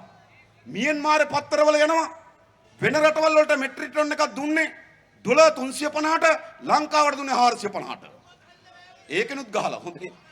ඩොලර් ලක්ෂයක් ගේනකොට මෙට්‍රික් ටන් ලක්ෂයක් ගේනකොට නේද? එක මෙට්‍රික් ටන් එකකින් ඩොලර් 100යි මෙට්‍රික් ටන් ලක්ෂයෙන් ඩොලර් ලක්ෂ 100යි. හිතන්නකෝ ඩොලර් ලක්ෂ 100යි කියලා කියන්නේ නේද? ඩොලර් මිලියන 10යි. ඩොලර් මිලියන 10 කියලා කියන්නේ රුපියල් මිලියන 30000යි. රුපියල් මිලියන 30000 කියලා කියන්නේ කෝටි 300යි. ඉතින් මෙට්‍රික් ටන් ලක්ෂ 3ක් ගේනකොට කෝටි 900යි. එහෙමයි ගහන්නේ. මේ කුඹුරු කනාටු කරලා හාල් ගේන්න වැඩේ හදලා ඒකනුත් ගහනවා. දුබායි වලින් මුංගට ගේනවා. ඕස්ට්‍රේලියාවෙන් කුරක්කන් ගේනවා. මෙහෙමනේ සිද්ධ කළා තිබෙන්නේ. මේ ඉතාමත් පෝෂ්‍යදායි ආහාර වේලක් නිෂ්පාදනය කරන්න පුළුවන් රටක්. ඉතාමත් සාරවත් මහ පොළොවක්. ජල බහද කන්න වගා කරන්න පුළුවන් රටක්. අතරමැද කන්නකොත් වගා කරන්න පුළුවන් රටක්. එහෙම රටක ආහාර විශාල ප්‍රමාණයක් පිටරටින් ගේන්න සිදු වී තිබෙනවා. ඒ විතරක්ද? ආහාර නැති වෙලා විතරක් නෙවෙයි ගොවි ජනයාගේ ජීවිතේ බිඳ වටලා තිබෙනවා. පොහොර කඩේට නැහැ. අද බැලුවොත් ගෙවල් වලට ගිහිල්ලා නේද? ඉතුරුනොත් ඉතුරු වෙයි නෝනාගේ අතේ තියෙන මඟුල් මුද්ද විතරක්. ඒකත් නැද්ද? ඒකත් නැහැ. අනිත් ඔක්කොම කොහෙද තියෙන්නේ? බැංකුවේ උකස්බඩු කඩේ. ගෙදර තියෙන රත්තරන් බඩු ටික උකස්බඩු කඩේ. ට්‍රැක්ටරේ නගුලත් උකස් කරනවා. වතුර මෝටරේ බට ටිකත් උකස් කරනවා. එහෙම වෙලා නැද්ද? මොකද්ද වෙලා තියෙන්නේ? ඉතින් වතුර බට උකස් කරලා කණ්ඩ වෙලා නම් මගුල් මුද්ද උකස් කරලා කණ්ඩ වෙලා නම් මොකද්ද වෙලා තියෙන්නේ? ඒ නිසා ආහාර නිෂ්පාදනය කඩාවැටලා විතරක් නෙවෙයි ගොවි ජනතාවගේ ජීවන තත්ත්වයක් කඩාවැටලා. ඒ විතරක්ද? අපේ රටේ අධ්‍යාපනය ගත්තොත් අද අධ්‍යාපනයේ පහළින්ම ජීවත් වෙන්නේ ගොවි අම්මා තාත්තගේ දරුවෝ. අද නිරෝගී සම්පන්න ජීවිතයක් නැත්තේ වැඩිම ලෙඩ රෝග වලින් පෙළෙන්නේ කවුද? වකුගඩු රෝගයෙන් පෙළෙන්නේ කවුද? හෘදයාබාධ රෝගයෙන් පෙළෙන්නේ කවුද? දියවැඩියා වලින් පෙළෙන්නේ කවුද? විවිධ රෝග වලින් පෙළෙන්නේ කවුද? ගොවි ජනතාව. විශාල මානසික පීඩාවට පත් වෙලා ඉන්නේ කවුද? සාමාන්‍යයෙන් ගත්තොත් එක අවුරුද්දකට අපේ රටේ සිවිදි විහානි කරගෙන තියෙනවා 3000 බෙල්ලේ වල දාගෙන හෝ ලිඳට පැනලා හෝ වස බීලා හෝ මැරෙනවා. කවුද වැඩිපුර? කවුද වැඩිපුර? කවුද වැඩිපුර? වස ගහලා මැරෙන්නේ කවුද වැඩිපුර? ගොවියෝ. ආහාර පානක් නේ. දරුවන්ට දිහා බලාගෙන ඉන්න බෑ. මානසික පීඩාවක් වෙලා තියෙනවා. ණය ගෙවා ගන්න විදියක් නැහැ. කුඹුරු කස් තියලා බැංකුවෙන් ලියුම් කිනවා දරා ගන්න බෑ. වස කුප්පිය ගහනවා මැරෙනවා. එහෙම වෙලා නැද්ද? ඒ නිසා පීඩාවට පත් වෙලා තියෙන ගොවි ජනතාව අද පෞගේ කාලේ පුරාම අටමංගලක හැදුවා සූත්‍ර මූල්‍ය ණය යෝජනා ක්‍රම. සූත්‍ර මූල්‍ය ණය යෝජනා ක්‍රම හදලා මොකද කරේ? ගමේ ඉන්න කාන්තාව 10ක් විතර එකතු කරා. එකතු කරලා සූත්‍ර මූල්‍ය ආයතනෙන් එලා ණය දුන්නා. ණය දිලක මුරුක්කු බදින්න තාත්ති ගන්න කිව්වා. නේද? අල පෙටි කරන්න නේද? ගෑස් ලිපක් ගන්න කිව්වා. මේම දීලා දුන්න මොකද උනේ අන්තිමට? සූත්‍ර මූල්‍ය ණය ගෙවා ගන්න බැරි වුණා. අද අපේ රටේ පොළොන්නරුවේ ජනතාවගෙන් කාන්තාව කී දෙනෙක් මේ සූත්‍ර මූල්‍ය ණය පීඩාවෙන් පෙළලා ඉන්නවද? කොතර ඉන්නවද? අද ගෙවා ගන්න විදියක් නැහැ. අමුතු જાතිය පොලි. මම සැරයක් ওই මහ බැංකුවේ මුදල් මණ්ඩලය මුදල් අමාත්‍යාංශයට ගෙනලා හම්බුණා. හරිද? මුදල් අමාත්‍යාංශ සාකච්ඡාවක් ගෙනිච්චා. මේ සූත්‍ර මූල්‍ය ණය පිළිබඳව මම පාර්ලිමේන්තුව කතා කරාට පස්සේ ඒ වෙලේ මුදල් ඇමති මංගල සමරවීර එයා මහ බැංකුවේ මුදල් මණ්ඩලයත් එක්ක මට සාකච්ඡාවක් දුන්නා. ඒ සාකච්ඡාවේදී මම කිව්වා ලංකාවේ සාමාන්‍ය බැංකුවක පොලි අනුපාතකය රුපියල් 16ක් වෙනකොට 18ක් වෙනකොට 20ක් වෙනකොට සූත්‍ර මූල්‍ය වල ණය පොලි අනුපාතක 60ක් පනිනවා කිව්වා. ඒතර මහ බැංකුවේ නිලධාරීන් කිව්වා 60 නම් හොඳයි කිව්වා. 120ක් පනිනවා. 100ක් ගත්තාම පොලි 120ක් පනිනවා. ඉතින් විශාල සූත්‍ර මූල්‍ය ණය ගුලකට හිර වෙලා තිබෙනවා. අද යාපනයේ දිස්ත්‍රික්කයේ සිවිදි විහානි කරගන්නගෙන් වැඩිම ප්‍රමාණයක් යාපනයේ දිස්ත්‍රික්කයේ සිවිදි විහානි කරගන්න ගායකෙන් වැඩිම ප්‍රමාණයක් ණය ගෙවා ගන්න බැරුව බෙල්ලේ වල දාගෙන මැරෙනවා. ඔන්න ඕකයි මෙතර ශාස්ත්‍රික මහ පොළොවක් තියෙන ජල මහ දෙකන්න වෙ පැහෙන අතරමැදි කන්නකොත් වගා කරන්න පුළුවන් මේ මහ පොළොවත් එක්ක හැප්පෙන ගොවි ජනතාවගේ ජීවිතේ සමාජ ජීවිතය. ඒ නිසා මොකද කරන්න ඕන? මෙන්න මේ ඔක්කොම පැත්තෙන් ගත්තොත් මේක ගොඩ ගන්න ඕන. අපි ලෑස්ති අපේ රටේ ගොවි ජනතාවගේ ආර්ථික ශක්තිමත් කරන්න පමණක් නෙවෙයි ඔවුන්ගේ සමාජ ජීවිතය උසස් කිරීම සඳහා වැඩපිළිවෙලක් ඒ ක්‍රියාත්මක කිරීම සඳහා කැපකිරීම සහිත තමයි අපි තමුන්වහන්සේලා ආමන්ත්‍රණය කරන්නේ. අපි පටන් ගන්න ඕන කොතනින්ද? පටන් ගන්න ඕන කොතින්ද? නෑ. පොරවල ටිකක් ඉස්සලා පටන් ගන්න ඕන ඉඩම් වලින්. ඉඩම්. දැන් අපේ තුන්වෙනි පරම්පරාවේ දුවා දරුවන්ට ඉඩම් නෑ. මං හිතන්නේ මින්නේරි ව්‍යාපාරේ ගොඩින් 3යි මඩින් 5යි. මින්නේරි ව්‍යාපාරේ දුන්නා ගොඩින් 3යි මඩින් 5යි. අද මොකද වෙලා තිබෙන්නේ? කුඹුර බෙදිලා තිබෙනවා. ගොඩේටම කැඩලා තිබෙනවා. තුන්වෙනි පරම්පරාවේ දුවා දරුවන්ට ඉඩම් නැහැ. හැබැයි තුන්වෙනි පරම්පරාවේ දුවා දරුවන්ට ඉඩම් නැති වෙනකොට ඇමරිකාවේ ඩෝල් කාර්යයට අක්කර දහස් ගණනක් දෙනවා මේ පොළොන්නරුවෙන්ම. මේ පොළොන්නරුවේ ඉපදුණු මේ පොළොන්නරුවේ මහ පොළොවට පස් වෙන මේ මහ පොළොවත් එක පුරබදපු ගොවියම්ම තාත්තගේ දුවා දරුවන්ට ඉඩම් නැහැ. හැබැයි ඇමරිකන් ඩෝල් කාර්යයට ඉඩම් තියෙනවා පොළොන්නරුවේ. ඇමරිකන් ඩෝල් කාර්යයට ඉඩම් තියෙනවා මොනරාගල. ඇමරිකන් ඩෝල් කාර්යයට තව ඉඩම් තියෙනවා හම්බන්තොට. හැබැයි අපේ රටේ මිනිස්සුන්ට ඉඩම් නැහැ. අද සිංගප්පූරු සමාගම් වලට අක්කර දහස් ගණන් දෙන්න හදනවා ඌව වෙල්ලස්සෙන්. අපේ සමන්ත විද්‍යා සහෝදරයා ගොවි ජනතාවගේ ඉඩම් ආරක්ෂාව වෙනුවෙන් අදේම ජනතාවත් මහා සංඝරත්නයන් පෙරටු කරගෙන විශාල සටන් ව්‍යාපාරයක් ඉස්සරහට ගෙනියමින් තිබෙනවා. අපේ රටේ ඉඩම් නැහැ. ඉඩම් කම්පැනි වලට. අන්න අපි කරන පළවෙනි වැඩේ තමයි මේ බහුජාතික සමාගම් මෙත ලබා දී තිබෙන සියලු ඉඩම් යලි පවරගෙන ගොවි අම්මලා තාත්තලාගේ දුවා දරුවන්ට බෙදා දෙන වැඩ පිළිවෙලක් හදනවා. නව තරුණ ගොවි ව්‍යාපාරයක් හදනවා. අද අපේ අම්මලා තාත්තලා තමන්ගේ දරුවා කුඹරට බහිනවට එකක් කැමති නෑ. ඇයි? ගොවියා කියන සමාජ තත්ත්වයෙන් පහළ තත්ත්වය. ගොවියට සමාජ පිළිගැනීමක් නෑ. එහෙමනේ. ඒ නිසා තමන්ගේ දරුවා ගොවියෙක් කරන්න කැමති නෑ. ඉස්සර අපිට පොඩි කාලේ වුණත් අපිට කුඹුර ගැන උගන්වනවා. අපි පොඩි කාලේ නේද අපිට කුඹුරෙන් ලියද්දක් වෙන් කරලා දෙනවා. ඉතින් පුතා පොඩි පුතාගේ ලියද්ද කියලා. අපි එකට වතුර ආගිය හරවනවා. ඒක තනකොළ ගලවනවා. ඒක ආරක්ෂා කරනවා. ඒකේ ගොයන් ටික විකුණලා කව කොට පෙට්ටියක් ගන්න කරේ නැද්ද? අද පොඩි පුතාට ලියද්දක් වෙන් කරනවද? නෑ. ඇයි? තරුණ පරම්පරාව කුසකර්මාන්තයෙන් අයින් කරනවා. ඇයි? මේක හිංගන ජොබ් එකක්. මේක කවුරුවත් පිළිගන්නේ නැති ජොබ් එකක්. මේක සමාජ පිළිගැනීමක් නැති ජොබ් එකක්.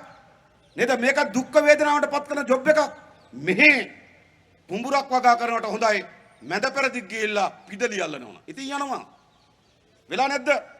අන්නේ නව තරුණ පරම්පරාව අලුත් ගොවි තරුණ ව්‍යාපාර හදලා අපේ රට අස්සද්දන්න මහා පරිමාණ බහුජාති සමාවට ලබා දීලා තියෙන ඉඩම් යලියම තරුණ පරම්පරාවට ලබා දීලා මහා ශාස්ත්‍රික භූමියක් වැටිර මේ වගාවන් අපි පත් කරන්න ලෑස්ති. එක ඉඩම් දෙක වතුර වගාවට වතුර ඕන. අද මොකද සිද්ධ වෙලා තිබෙන්නේ? අද අපේ රටේ සියලු වැව්තාවුළු වල විශාල හෝටල් හදනවා. අද නුවර වැවේ විශාල උද්ඝෝෂණයක් කරනවා.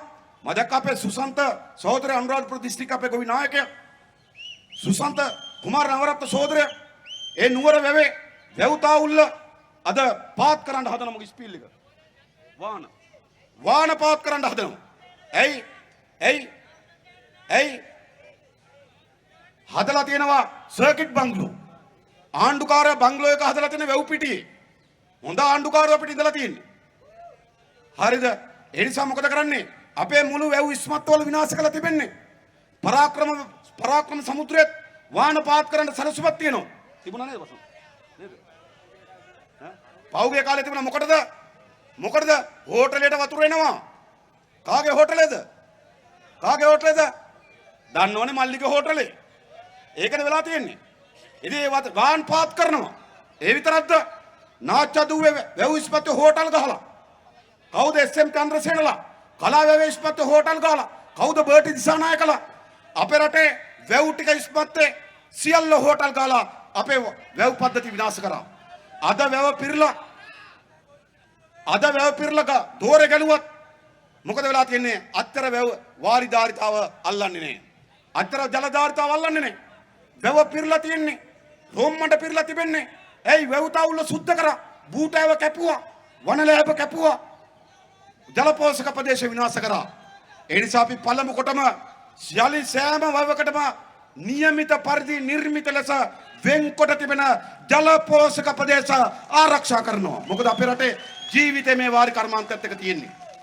ඊළඟ අපේ සුළුවා මධ්‍ය පරිමාණ වැව් පද්ධතිය අපි යලි ප්‍රතිසංස්කරණය කරනවා. එතකොට අපිට ඉඩම් තියෙනවා, වතුර තියෙනවා. අපේ මේ මහ පොළොවේ ජල මට්ටම අපි ආරක්ෂා කරගන්න ඕන. මේ වැඩේ කරන්න ඕන. සාහතිකයි කරනවා. හැබැයි බලය ගැනීම සඳහා තමුන්නාසල වැඩ කරන්න ඕන. සාහතික වශයෙන් මේ වැඩේ කරන්න පුළුවන්. ඒ වැඩේ කරනවා. අපි මතක තබා ගන්න. මේ කියන්නේ කවුද? ජනතා විමුක්ති පෙරමුණේ අපි කියන දේ කරන මිනිස්සු, කරන දේ කියන මිනිස්සු මතක තබා ගන්න. මේ හැම දෙයක්ම අපි කරන්න පුළුවන් පිළිබඳ විශ්වාසයක් තිබෙනවා. ඒතර ඉඩම් ටික තියෙනවා, වතුර ටික තියෙනවා. ඊළඟ අවශ්‍ය මොකද්ද? හොඳ බීජ ටිකක් ඕන. මම අද උදේ ලංකාවේ ප්‍රධාන බීජ විශේෂඥයන් එක්ක කතා කරා. ඒගොල්ලෝ මට කිව්ව එකක්. අපේ රටේ තාම සතුටු වෙන්න පුළුවන් එකක් තියෙනවා. බිත්තර වී විතරක් අපි තාම පිට රටින් ගේන්නේ. ගේනවද? තාම ගේන්නේ. තිමු ජයරත්න කුෂ්කර්ම අමාත්‍යංශ ඉන්න කාලේ චීනෙන් හයිබ්‍රිඩ් බිත්තර වී ගෙනාවා. ඒ වෙලාවේ කුෂිකර්ම දෙපාර්තමේන්තුවේ හිටපු විශේෂඥ මහතුරු තමන්ගේ විශේෂඥ ඥානය, තාක්ෂික ඥානය පාවිච්චි කරලා එදා චීනෙන් ගෙනාපු හයිබ්‍රිඩ් බිත්තර වී වලට ඉඩ දුන්නේ නැහැ. ඒක දුන්නා නම් අද අපිට දුබායි වලින් වට්ටක් ඇට එනකම් බලන් ඉන්නවා වගේ චීනෙන් බිත්තර වී එනකම් බලාගෙන ඉඳ තිබුණා. ඒ නිසා තාමත් අපිට තිබෙන බිත්තර වී ටික. එහෙම නේද? අද අපි බිත්තර වී ටික මේ රටේ නිෂ්පාදනය කරගන්නවා. හැබැයි එළවලු වැට ටික අපි නිෂ්පාදනය කරගන්නවද? නෑ. නොකොල්ලට ගේන්නේ පිට රටින්. රතුවලට ගේන්නේ පිට රටින්. කරවිලට ගේන්නේ පිට රටින්. තුඹ කරවිල ගේන්නේ පිට රටින්. දුබායි වට්ටකට ගේන්නේ පිට රටින්. බටු පිට රටින්. බඩේරිකුත් පිට රටින්. මොකද්ද වෙලා තිබෙන්නේ? අපේ රටේ මුළු බීජ සම්පත අත්පත් කරගෙන ඉවරයි බටහිර සමාගම්, බහුජාතික සමාගම්. අද මොකද වෙලා තිබෙන්නේ? ගොවියට අද සිද්ධ වෙලා තිබෙන දේ තමයි කඩෙන් ගිහලා ටින් එක අරගෙන එන්න ඕන. වැටකොළු හිටවන්න කඩෙන් ටින් එක ගේන්න ඕන. පතෝල හිටවන්න කඩෙන් ටින් එක ගේන්න ඕන. ලබු හිටවන්න කඩෙන් ටින් එක ගේන්න ඕන. මොකද සිද්ධ වෙලා තිබෙන්නේ? බහුජාතික සමාගම් අපේ මුළු බීජ සම්පත ගිල ගත්තා. හැබැයි ඉස්සරේම නෙවෙයි අපිට අපේ බීජ ටික නිෂ්පාදනය කරගත්තා. මතක තියාගන්න යලි බීජ පර්යේෂණ ආයතන දියුණු කරලා බීජ ගොවිපළ සංවර්ධනය කරලා අවුරුදු 4-5ක් යනකොට බීජ වලින් ස්වයං පෝෂිත රාජ්‍යයක් අපි හදනවා. අපේ අසල්වැසි ඉන්දියාවට පුළුවන් වුණා ශක්තිමත් බීජ ප්‍රතිපත්තියක් හදන්න. ඉන්දියාවේ බීජ පනත අති ශක්තිමත් හොඳ බීජ ප්‍රතිපත්තියක් තියෙනවා. ඒ ගොවි ජනතාවට අවශ්‍ය බීජ ටික නිෂ්පාදනය කරනවා. බහුජාතික සමාගම් වලට ඉන්දියාවේ බීජ වෙළඳපොළ ගිල ගන්න බැරි වුණා. හැබැයි අපේ බීජ වෙළඳපොළ ගිල ගත්තා. අද හේකෙම් කාර්යකේ පවර් කාර්යකේ හේලිස් කාර්යකේ ඇට ටික එනකන් අද අපිට බලාගෙන ඉන්න වෙලා තියෙනවා වගා කරන්න. යලි අපි අපේ කුසි ගොවිපළ වල ටික දියුණු කරලා බීජ ටික ලබා දෙන්න කටයුතු කරනවා. ඊළඟ හොඳයි දැන් මොකද තියෙන්නේ දැන්? වතුර තියෙනවා, ඉඩම තියෙනවා, බීජ තියෙනවා. ඊළඟ මොනවද ඕන? යෙදවුම් ටික ඕන. යෙදවුම් ඕන. එතකොට අපේ රටේ දැන්ට කුසි කර්මාන්තය යන කොතනද? දැන්ට කුසි කර්මාන්තය යන්නේ රසායනික යෙදවුම් තමයි ප්‍රබල. ඒකෙන් අපේ අස්වැන්න වැඩි වෙලා තිබෙනවා. ඒකට අපේ පොළව හුරු වෙලා තිබෙනවා. ඒකට සරිලන අපේ බීජ ටිකක් නිෂ්පාදනය වෙලා තිබෙනවා. ඒ නිසා රසායනික පොහොර සහ තෙල් වලින් අපේ යම් ප්‍රමාණයක් මහ පොළොව වසවිස වෙලා තියෙනවා. ඒක ගැනත් අපි හිතන්න ඕන. හැබැයි අපි ක්‍රමානුකූලව සලස්මක් එක්ක මේ පරිවර්තනයට යන්න ඕන. භූතානයේ සලස්මක් ඇදුවා 2012 දී. 2020 දී කාබනික කුස්කර්මාන්තය කරනවා කියන. 2012 ඉඳන් 20 වෙනකම් අවුරුදු 8ක් කන්න 16ක්. කන්න 16ක් ඒගොල්ලෝ සැලසුම් ඇදුවා. 2012 සැලසුම් ඇදුවා කාබනික වගාව බවට පත් කරන 100ක් 2020 දී. 2018 දී සමාලෝචනය කරා. සමාලෝචනය කළ 2018 දී කල්පනා කරා භූතානයේ රජය හදපු ඉලක්කයට යන්න බෑ. 18 වෙනකොට කාබනික වැඩේ සාර්ථක වෙලා නැහැ. ඒ නිසා 20 වෙනකොට මේක කරන්න බෑ. ඒගොල්ලෝ 2030ට කල් දැම්මා. ඒක 2012 හදනවා සැලසුම. කාබනික වෙන්නේ කවදද? දැන් සැලසුම අනුව 2030 ගෝඨාභය ජලයේ තීන්දුව ගන්න මහේ කාබනික නේද? ජලයේ තීන්දුව ගන්න මඩේ කාබනික. මෙහෙම කරන්න පුළුවන් ද කුසකර්මාන්තයක්? යල මහ දෙකන්න අඳුනන්නේ නැති නායකයෝ නේද? මුළු කුසකර්මාන්තම නැති කරා. ඒ නිසා අපි ක්‍රමානුකූලව ආරම්භයේදීම රසායනික යෙදුම් ලබා දෙමින් ක්‍රමානුකූලව රසායනික යෙදුම් වලින් ඉවත් වෙමින් කාබනික වගාවට සැලසුම් සාගතව යන්න ඕන. බලමු. පොළොන්නරුවේ අපි නේද? කවුඩුලෝය ව්‍යාපාරේ යායත් තෝරගමු. තෝරගෙන වැඩේ කරලා බලමු. සාර්ථක වුණොත් අනිත් යායට යමු. මොකද කියන්නේ? එහෙම නේද කරන්න ඕන. එහෙමනේ කරන්න ඕන. ඒක නියම ව්‍යාපෘති කරන්න ඕන. සාමාන්‍යයෙන් ඇබ්බැහි වෙලා තියෙන පුරුද්දක් අපි කරලා තියෙන වගාවක් ඒක අයින් කරන්න නියම ව්‍යාපෘතියක් කරන්න ඕන. මේක හරියනවද කියලා ටෙස්ට් කරලා බලන්න ඕන. හැබැයි ගෝඨාභය මේක හරියනවද කියලා ටෙස්ට් කරලා බලලා යාගේ ගෙවත්ති. මාළු මිරිස් පැල දෙකක් හිටවලා නෝනට උදේ හව වතුර දාන්න කියලා දෙද පාරේ තියෙන ගොම ටිකක් ගෙනලා දාලා මාළු මිරිස් ගහේ කරල් හැදුනා කියලා ගෝට ගෙන රටම කාබනික. ඇයි? ගෙදර මාළු මිරිස් ගහේ කරල්. ඔන්න නියම ව්‍යාපෘති. එහෙම නෙවෙයි. අපේ රටේ පසේ තියෙන විවිධත්වයක්. පොළොන්නරුවේ පස නෙවෙයි මයංගනේ තියෙන්නේ. මයංගනේ පස නෙවෙයි තියෙන්නේ වැලිමඩ. ඒ නිසා අපේ පස් කලාප 18ක් විතර තියෙනවා. මේ පස් කලාප 18ෙම නේද? ඉඩම් ටිකක් තෝරාගෙන නියම ව්‍යාපෘතියක් කරනවා. කරලා බලලා වැඩේ සාර්ථකද කියලා. කාබනික ටිකක් යොදවලා රසායන ටිකක් අඩු කරලා බලනවා. තව කාබනික ටිකක් වැඩි කරලා රසායනික ටිකක් තව අඩු කරලා බලනවා. ඊළඟ කන්නේ තව කාබනික වැඩි කරලා රසායනික අඩු කරලා බලනවා. වැඩේ හරි ගියොත් මොකද කියන්නේ? වැඩේ හරි ගියොත් යූරියා ඕනද? වැඩේ හරි ගියොත් යූරියා ඕනේ නෑ. වැඩේ හරි ගියොත් යූරියා ඕනේ නෑ. අන්න එතෙන්ටයි අපි මේක ගේන්නේ. ඒ නිසා මේ රසායනික යෙදුම් නේද? ආරම්භයේදීම ලබා දෙමින් නියම ව්‍යාපෘති හරහා ක්‍රමානුකූලව ඉවත් කරන සලස්මකට අපි යනවා. ඒක අපි අද නෙවෙයි කියන අපි 2019 ජනාධිපති ඡන්දෙදි කිව්වා. 2019 ජනාධිපති ඡන්දෙදි ගෝඨාභය රාජපක්ෂ මහත්තයා අනුරාධපුරේ රජරට වේදිකාවෙන් නැගලා කිව්වා මට මේ අයියා එනකොට කතා කරලා කිව්වා ගෝඨාභය මල්ලි 350 ගන්න එපා නිකම්ම දෙන්න කිව්වා කියලා කෑ ගැහුවා. නේද? නිකන් දෙන්නම් කිව්වා. ඉතින් ගෝඨාභය නිකන් දෙනවා කිව්වහම නිකන් දීමේ පප්පා සජිත්නේ. සජිත් කල්පනා කරා නිකන් දෙනවා නම් ගෝඨාභය පප්පා වෙච්චි සජිත් ඔක්කොටම නිකන් දෙනවා කිව්වා. නේද? මොකද ගොඩ බෝගයි එළවලුයි වී ඔක්කොටම නිකන් කිව්වා. හැබැයි එදත් අපි කිව්වේ මොකද්ද? එදත් අපි කිව්වේ ක්‍රමානුකූලව රසායනික යෙදුම් අවම කරමින් නියම ව්‍යාපෘති ක්‍රියාත්මක කරමින් ගොවි ජනතාවට එක හඳුන්වා දෙමින් එම ව්‍යාපෘති බලන්න ගොවි ජනතාව එක්ක යමින් අධ්‍යාපන වැඩ ලබා දෙමින් ක්‍රමානුකූලව මේකෙන් එළියට යන්න ඕන. ගොවි ජනතාව එකඟ නම් යමු. මොකද කියන්නේ? කරන්න බැරිද ඒක? යූරියම ඕනද? නෑ එහෙම නෑ මේක වෙනස් කරන්න පුළුවන්. හැබැයි ක්‍රමානුකූල සලස්මක්. තමුන්නාන්සලත් එක්ක එකඟ වෙන සලස්මක්. තමුන්නාන්සලා පිළිගන්න සලස්මක්. හැබැයි ගෝඨාභය එහෙම නෙවෙයි. මොකද කරේ? ගෝඨාභය මුළුමනින්ම යූරියා තහනම් කරා. දැන් මහ කන්නේ ටිකක් අස්වන්න ආවා. මහ පැන්නේ ටිකක් අස්වන්න ආවේ යූරියා කාබනික ගහලාද? ගෝඨගේ කාබනික අටමඟල නිසාද? එහෙනම් හංගගත්තු යූරියා ටිකක් තිබ්බ ගැහුවා. සමහර අය බුලත් පොහොර ගැහුවා. සමහර අය පොල් පොහොර ගැහුවා. සමහර අය තේ පොහොර ගැහුවා. මාතරට ගිහිලා තේ පොහොර අරන් ආවා. නේද? ගෙනාවේ නැද්ද? කුරුණෑගල ගිහිලා බුලත් පොහොර අරන් ආවා. හලාවත ගිහිලා පොහොර මොකද්ද පොල් පොහොර අරන් ආවා. අරන් ගහලා තමයි කුඹුරේ ඔය ටික වගා කරගත්තේ. එහෙම නැත්තම් මොකක් හරි මුදලාලි කෙනෙක්ගේ නේද? වහපු දොරෙන් මිටියක් ගත්ත 18,000 දීලා. එහෙම නෙවෙයිද? නැත්තම් මේ ගෝඨගේ අටමගල කාබනික නිසා නෙවෙයි මේ වී ඇට ටිකවත් ආවේ. මොකද කියන්නේ? දැන් හැබැයි මොකද වෙන්නේ? යලට හේමත් නැහැ. දැන් පොහොර ලේකම් කාර්යාලය මේ යලට වගාව සැලසුම් කරලා තියෙනවා. වී වගාව හෙක්ටයාර් ලක්ෂ 5ක්. හෙක්ටයාර් ලක්ෂ 5ට යූරියා මෙට්‍රික් ටන් 88000ක් ඕන කියලා ස්ථාපිත කරලා තිබෙනවා. ආණ්ඩුව කිව්වා රජයෙන් ගේන්න පෞද්ගලික අංශය ගෙනේ කිව්වා. හැබැයි දැන් 88000ක් ඕන මේ යල් කන්නට. පෞද්ගලික අංශය ගෙනත් තියෙන්නේ 1500යි. හේලිස් ගෙනත් තියෙනවා මෙට්‍රික් ටන් 700ක්. තව සමාගමක් ගෙනත් තියෙනවා මෙට්‍රික් ටන් 800ක්. ඉතින් මොකද වෙලා තියෙන්නේ අපිට 88000ක් ඕන. දෙගෙනල්ලා නැහැ. දැන් ගොයම කැපුවා. දැන් නේද?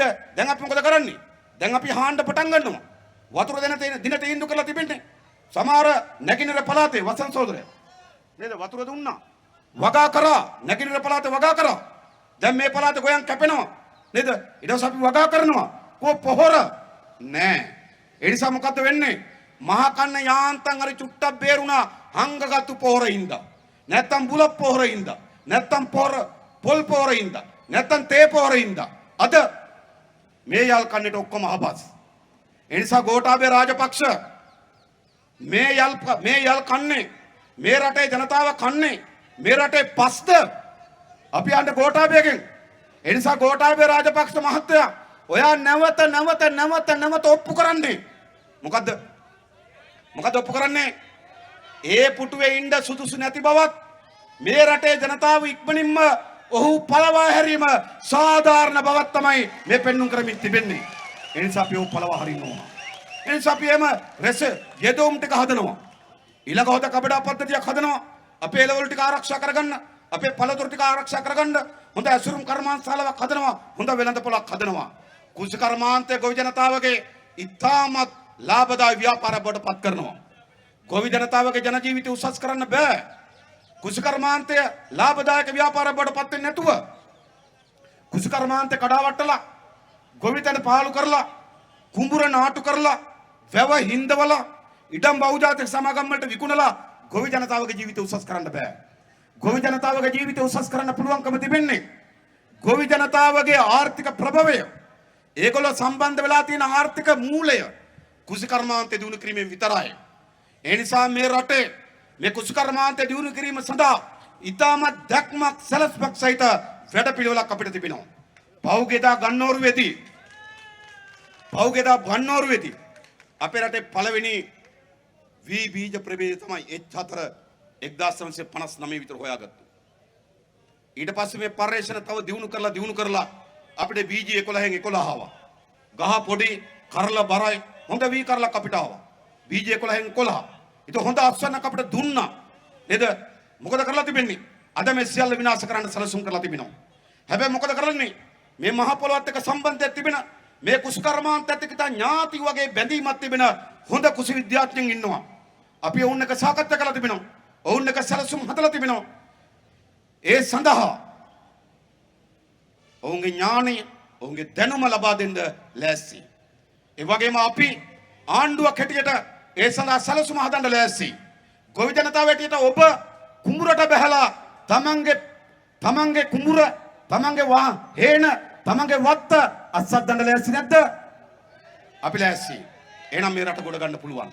ඔබලගේ ජීවිතය සුවපත් කරන්න පුළුවන්. ඔබලගේ ජීවිතය සුන්දර කරන්න පුළුවන්. හොඳ ආදායමක් ලැබෙවි. දරුවන්ට හොඳ අධ්‍යාපනයක් ලැබෙවි. හොඳ නිරෝගී සම්පන්න ජීවිතයක් ලැබෙවි. අද මොන නිරෝගී සම්පන්න ජීවිතද? අන්න අද පේරාදෙනිය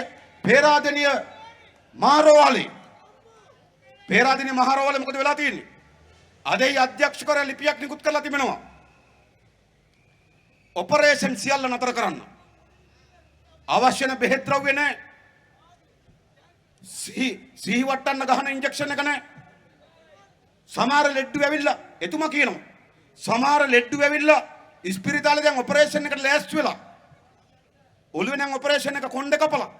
පපුවේ නම් ඔය ඔපරේෂන් එක පපුව ගාලා. එහෙමනේ පටන් ගන්න. හරිද? ඔක්කොම කරලා ඔපරේෂන් එකට ලෑස්ති වෙලා ඉන්න වාට්ටුවේ. තියටර් එකේ බෙහෙත් නැහැ. උපකරණ නැහැ. ඔන්න ගෝඨාභය රාජපක්ෂගේ සෞභාග්‍ය. හරිද? මේකයි සිද්ධ වෙලා තිබෙන්නේ. ඒ නිසාද මොකද්ද වෙලා තිබෙන්නේ? ඉස්පිරිතාලේ අත්‍යවශ්‍ය ඔපරේෂන් ටික කරගන්න බෙහෙත් ටික නැහැ. ෆාමසියට ගියොත් නේද? අපි ගිහිල්ලා ඉල්ලුවොත් බෙහෙත් පෙත්ත මොකද්ද කියන්නේ? ඒ වර්ගෙ නැහැ වෙන වර්ගයක් තියනවද දෙන්නද කියලා අහනවා. ඉතින් බෙහෙත් ටික දෙන්න බැරි වෙච්ච ආණ්ඩුව, ආහාර ටික දෙන්න බැරි වෙච්ච ආණ්ඩුව මොකද්ද සිද්ධ වෙලා තිබෙන්නේ? අවසන් ප්‍රතිඵලය අවුරුදු 74ක් මේ රට ගමන් කරපු මේ ආර්ථිකයේ අවසන් ප්‍රතිඵලය බවට පත් වී තිබෙන්නේ සියල්ල විනාශ වී තිබෙනවා. බෙහෙත් ටික නැති වෙලා තිබෙනවා. කුෂිකර්මාන්ත කඩා වැටලා තිබෙනවා. ආහාර ටික නැති වෙලා තිබෙනවා. ගෑස් ටික නැති වෙලා තිබෙනවා. තෙල් පිරිපහදුව වහනවා. සපුගස් කන්දේ කෙරවල පිටිය බලාගාරේ විකුණනවා. ත්‍රිකුණමලේ තෙල් ටැංකි සංකීර්ණ විකුණනවා. සම්පූර්ණ ඉඩම් අක්කර දහස් ගණනක් අදානි සමාගමට දුන්නා. මන්නාරම්මලා තවත් අක්කර දහස් ගණනක් අදානි සමාගමට දෙනවා. ඉන්දියාවේ මෙහි යාපනයේ ඉතා වැදගත් දිස්ත්‍රික්ක දූපත් තුනක් ඉන්දියාවට දෙන සූර්ය බලාගාර ගහන්න. අර පැත්තෙන් වරායේ බටේර ජැටිය දුන්න ඉන්දියානු අදානි සභාගමට. මේ පැත්තෙන් කෙරවල පිටිය බලාගාරය දුන්නා ඇමරිකන් නිව් ෆෝර්ට්‍රස් සමාගමට. මොකද සිද්ධ වෙලා තිබෙන්නේ? රටේ සියලු සම්පත් විකුණනවා. ඔන්න අවසන් ශේෂ පත්‍රය. අවුරුදු 74ක් අපේ රටේ ජනතාව විවිධ අපේක්ෂාවන් සහිතව විවිධ බලාපොරොත්තු සහිතව විටින් විට විවිධ පාලකයෝ ගෙනාවා. ගෙනාවේ නැද්ද? ගෙනාවා. කොච්චර ගෙනාවද? නේද? 77 ආණ්ඩු හැදුවා. 94 ආණ්ඩු හැදුවා. 2001 පොඩි කාලයකට ආණ්ඩුවක් හැදුවා. 2004 ආණ්ඩුවක් හැදුවා. 2010 ආණ්ඩුවක් හැදුවා. 2015 ආණ්ඩුවක් හැදුවා. 2015 ආණ්ඩුව නිකන් ආණ්ඩුවක් නෙවෙයි. කොහොම ආණ්ඩුවක්ද හැදුවේ? 2015 මෙහෙ කවුද? 2015 පොළොන්නරුවෙන් ගැමියෙක් ආවා. නේද? ඇයගේ දියණිය ලිව්ව මොකද්ද? ඇයගේ දියණිය පොතක් ලියලා කිව්වා මහ පොළොවෙන් මතු වුණු මිනිසෙක් කිව්වා. නේද? මහ පොළොවෙන් මතු වුණු මිනිසෙක් කිව්වා. ඒ පොතේ ලියලා කිව්ව මොකද්ද? තාත්තා ජනාධිපතිකමෙන් විශ්‍රාම ගියාට පස්සේ පොළොන්නරුවට ඇවිල්ලා වෙල්ලිපනැල්ලේ ඇවිද හුලං හමමින් නිසස්සල ජීවිතයක් ගත කරනවා කිව්වා. ඉන්නවද කුඹුරේද? අන්න කොළඹ කෝටි 800ක් වටින ගෙයක් අරගෙන තමන් ජනාධිපති පුටුවේ වාඩි වෙලා තමන් මුලසුන්තර කැබිනට් මණ්ඩලයෙන් තමන් අනුමැතිය අරගෙන කෝටි 800ක ගෙයක අද අධිකරණයෙන් වාරණයක් දීලා ඒ තීන්දුව අත්හිටුවන්න කියලා. හොඳයි. ඔන්න ගැමියා ආවේ කොහමද? පුලතිසි පුරවරය සෞභාග්‍යයෙන් ඉතිරිව උදා කරවන මොකද්ද සිද්ධ වෙලා තිබෙන්නේ? පුලතිසි පුරවරයේ ගොවි ජනතාවගේ තමයි මේ අඳෝනාව. මේකයි සිද්ධ වුනේ. ඒ නිසා ගෙනාවනේ. ඉතින් අන්තිම තුරුම්පුවනේ. පොළොන්නරුවේ ජනතාවට කරන්න පුළුවන් අන්තිම තුරුම්පුව මොකද්ද? පොළොන්නරුවේ ජනාධිපති කෙනෙක් ගේන එක. ඕකනේ හිතුවේ. ඉතින් ගෙනල්ලා බැලුවනේ. මොකද්ද උනේ? නේද? විශ්‍රාම ගියපුවම වෙල්ලිපනැල්ලේ හුලන් වැදි ඇවිදිනවා කිව්ව තාත්තා. ඒ තාත්තා දැන් අන්න අධිකරණයේ වාරණ නියෝගයක් අරන් ආණ්ඩුවෙන් ගියක් අරගෙන. ඔන්න ඒ නිසා අපි දැන් කරන්න ඕන මොකද්ද? ඒ නිසා මේ දීර්ඝ කාලය මාරුවෙන් මාරුවට විවිධ ආණ්ඩු ගෙනාවා. දැන් මේක වෙනස් කරන්න ඕන. එතකොට ඉන්න තව එක්කෙනෙක් ඇවිල්ලා මේ රටේ ගොවි ජනතාව පීඩාවට පත් කරනකොට 2001 පෝරසාන ආධාරය කප්පාදු කරනකොට රනිල් වික්‍රමසිංහ ඒ ආණ්ඩුව හිටිය සජිත් ප්‍රේමදාස කටක් කැරියද? නෝ කතා නෝ සිනා. රටේ මහා පරිමාණ ඉඩම් බහුජාතික සමාගම් වලට පවරනකොට එයා ආණ්ඩුවේ හැබැයි නෑ කතා. මහා බැංකුවේ මහා මංකොල්ලේ සිද්ධ වෙනකොට ඒගොල්ලෝ ආණ්ඩුවේ නෑ කතා. හම්බන්තොට වරාය විකුණනකොට එයා ආණ්ඩුවේ නෑ කතා. නේද? එයා යාල වන උද්‍යානයේ ඇතුම් බලනවා. රැට අලිමන්තර පාඩම් කරනවා. ඔන්න පුතා. මොකද කරේ? අද අලුත් වේදනාවක් ඇවිල්ලා. ගොවි ජනතාව දුක් විඳිනවා, කඳුළු ගලනවා. මට විසක් දවසක් මම දැක්ක බොදුල පැත්ත රැස්වීම ගිහලා හයිය තියනවා කියලා වේදිකාවෙන් පැනලා. සිකුට්ටි මාත්‍රු තමයි හිමින් පස්සන්නේ. මේමයි ඉනිමන් වල නගිනවා පැල් රකින්න වගේ. ඒ දඬු වල ගමන් කරනවා පාලම් තියද්දි. නේද? අමුතු වර්ගේ බෝල් ගන්න ෆුට්බෝල්ද මන් දන්නේ. නේද? අලිමන්තර කියනවා. නේද? ඈ? තව මොනවද කරන්නේ මේ පැත්තේ? යටිපතුල් ලිඹිනවා. රැට මුර කරන්න ගෙදර එනවා. ස්විච් එකක් ඔබලා ගැබිනියම්ම හොඳින්ද කියලා බලනවා. කිව්ව නේද? මෙහෙම රටක් හදන්න පුළුවන්ද? නෑ මෙහෙම නෙවෙයි රටක් හදන්න ඕන. මේ රට ගොඩනැගීම සඳහා වංචාව දූෂණය නතර කරන පාලනයක් ඕන. ඒක කරන්න පුළුවන් කාටද? ඒක කරන්නේ ජාතික ජනබලවේගයේ පාලනයකින් විතරයි. වෙන කාටවත් මේ රටේ වංචාව දූෂණය නාස්‍ය නතර කරන්න බෑ. අපි හොරකම් නතර කරනවා. හොරුන්ට දඬුවම් දෙනවා. හොරකම් කරපු දීපල සාතිකයි පවර ගන්නවා. ඔක්කොම ලිස්ට් කරලා තියාගන්න. ඔක්කොම ලිස්ට් කරලා තියාගන්න. හැබැයි ලිස්ට් එක ඕගොල්ලෝ ගාව නැතත් අපි ගාව තියෙනවා. සිරන්ති රාජපක්ෂ නෝනටත් යෝසිත රාජපක්ෂටත් නාමල් රාජපක්ෂටත් රට පුරා ඉඩම් තියෙන තැන් ඉඩම් වල අක්කර ප්‍රමාණය මිලදී ගත්තු ගාන අත්සන් කරපු නොතාරිස් ඔප්පු තිරප්පුත් එක්ක 35 කළ ඉස්සුවක් වම ගාව තියෙන මතක තබා ගන්න. මහා ජනක දේපල හොරකම් කරලා ගත්තු ඉඩම් ටොරින්ටන් වල ගෙවල් ගත්තා. ටොරින්ටන් වල ගෙවල් ගත්තා සිරන්ති නෝනා. මොනව කරලාද? මොන්ටිසෝරියක උගන්නලා. මොන්ටිසෝරිය උගන්නලා ටොරින්ටන් වල ගෙවල් ගන්නවා. මහින්ද රාජපක්ෂ 2005 ඉඳන් මේ 2022 පෙබරවාරි වෙනකම් නෑ 2005 ඉඳන් මුළු ජනාධිපති කාලෙම පඩිය අරන්නේ. පඩිය අරන්නේ විතරක් නේ පඩිය තියෙන බව අමතක වෙලා. ඔන්න ජනාධිපති සාමාන්‍ය පොලිසිය මහත්තයා නම් මාසේ පඩිය එනකන් දිනගෙනගෙන ඉන්නේ. ගුරුවරයා මාසේ පඩිය එනකන් දිනගෙනගෙන ඉන්නේ. අනිකුත් රාජ්‍ය සේවකයා මාසේ පඩිය එනකන් දිනගෙනගෙන ඉන්නේ. ජනාධිපතිවරයා අවුරුදු 15ක් පඩිය අමතක වෙලා. ගිණුම් වල ගිණුමේ ගොඩ ගහලා මේ දවස්වල අන්තිම කැමැති පත්‍රය ලියන්න ගිහිල්ලා. අන්තිම කැමැති පත්‍රය ලියන්න යනකොට මතක් වෙලා යකෝ පඩිය ගිණුම කොයි කියලා. ඒක චෙක් කරනකොට උදිත ලොකු බණ්ඩාරය ඒකට ගහලා. හරිද? හොරුන්ගේ තොරු. හරිද? ගහන්නත් ඕන අප්පා. උදිතේ වුණත් කල්පනා කරන්න ඇති. අවුරුදු 15ක් තිස්සේ මේ පඩිය මේ ගිණුමක ගොඩ ගිහි මොකද්ද මේ වෙන්නේ? අපරාධනේ ඔන්න එහෙමන් ගන්නවා කියලා. ඉතින් එහෙම නායකයෝනේ. මොන රටේ මොන ජනාධිපතිවරයාටද තමන්ගේ පඩිය අමතකුණා කියලා ඉතිහාසයලා තියෙන්නේ. අවුරුදු 15ක් 15ක් නෙමෙයි 17ක් 2022 වෙනකම්. මොන රාජ්‍ය සේවකයකටද මාසයක් පඩිය අමතක වෙන්නේ? මොන විශ්‍රාමිකයකටද මාසයක් පඩිය අමතක වෙන්නේ? අපේ රටේ ජනාධිපතිවරයාට අවුරුදු 17ක් පඩිය අමතකයි. ඒ කියන්නේ මොකද්ද?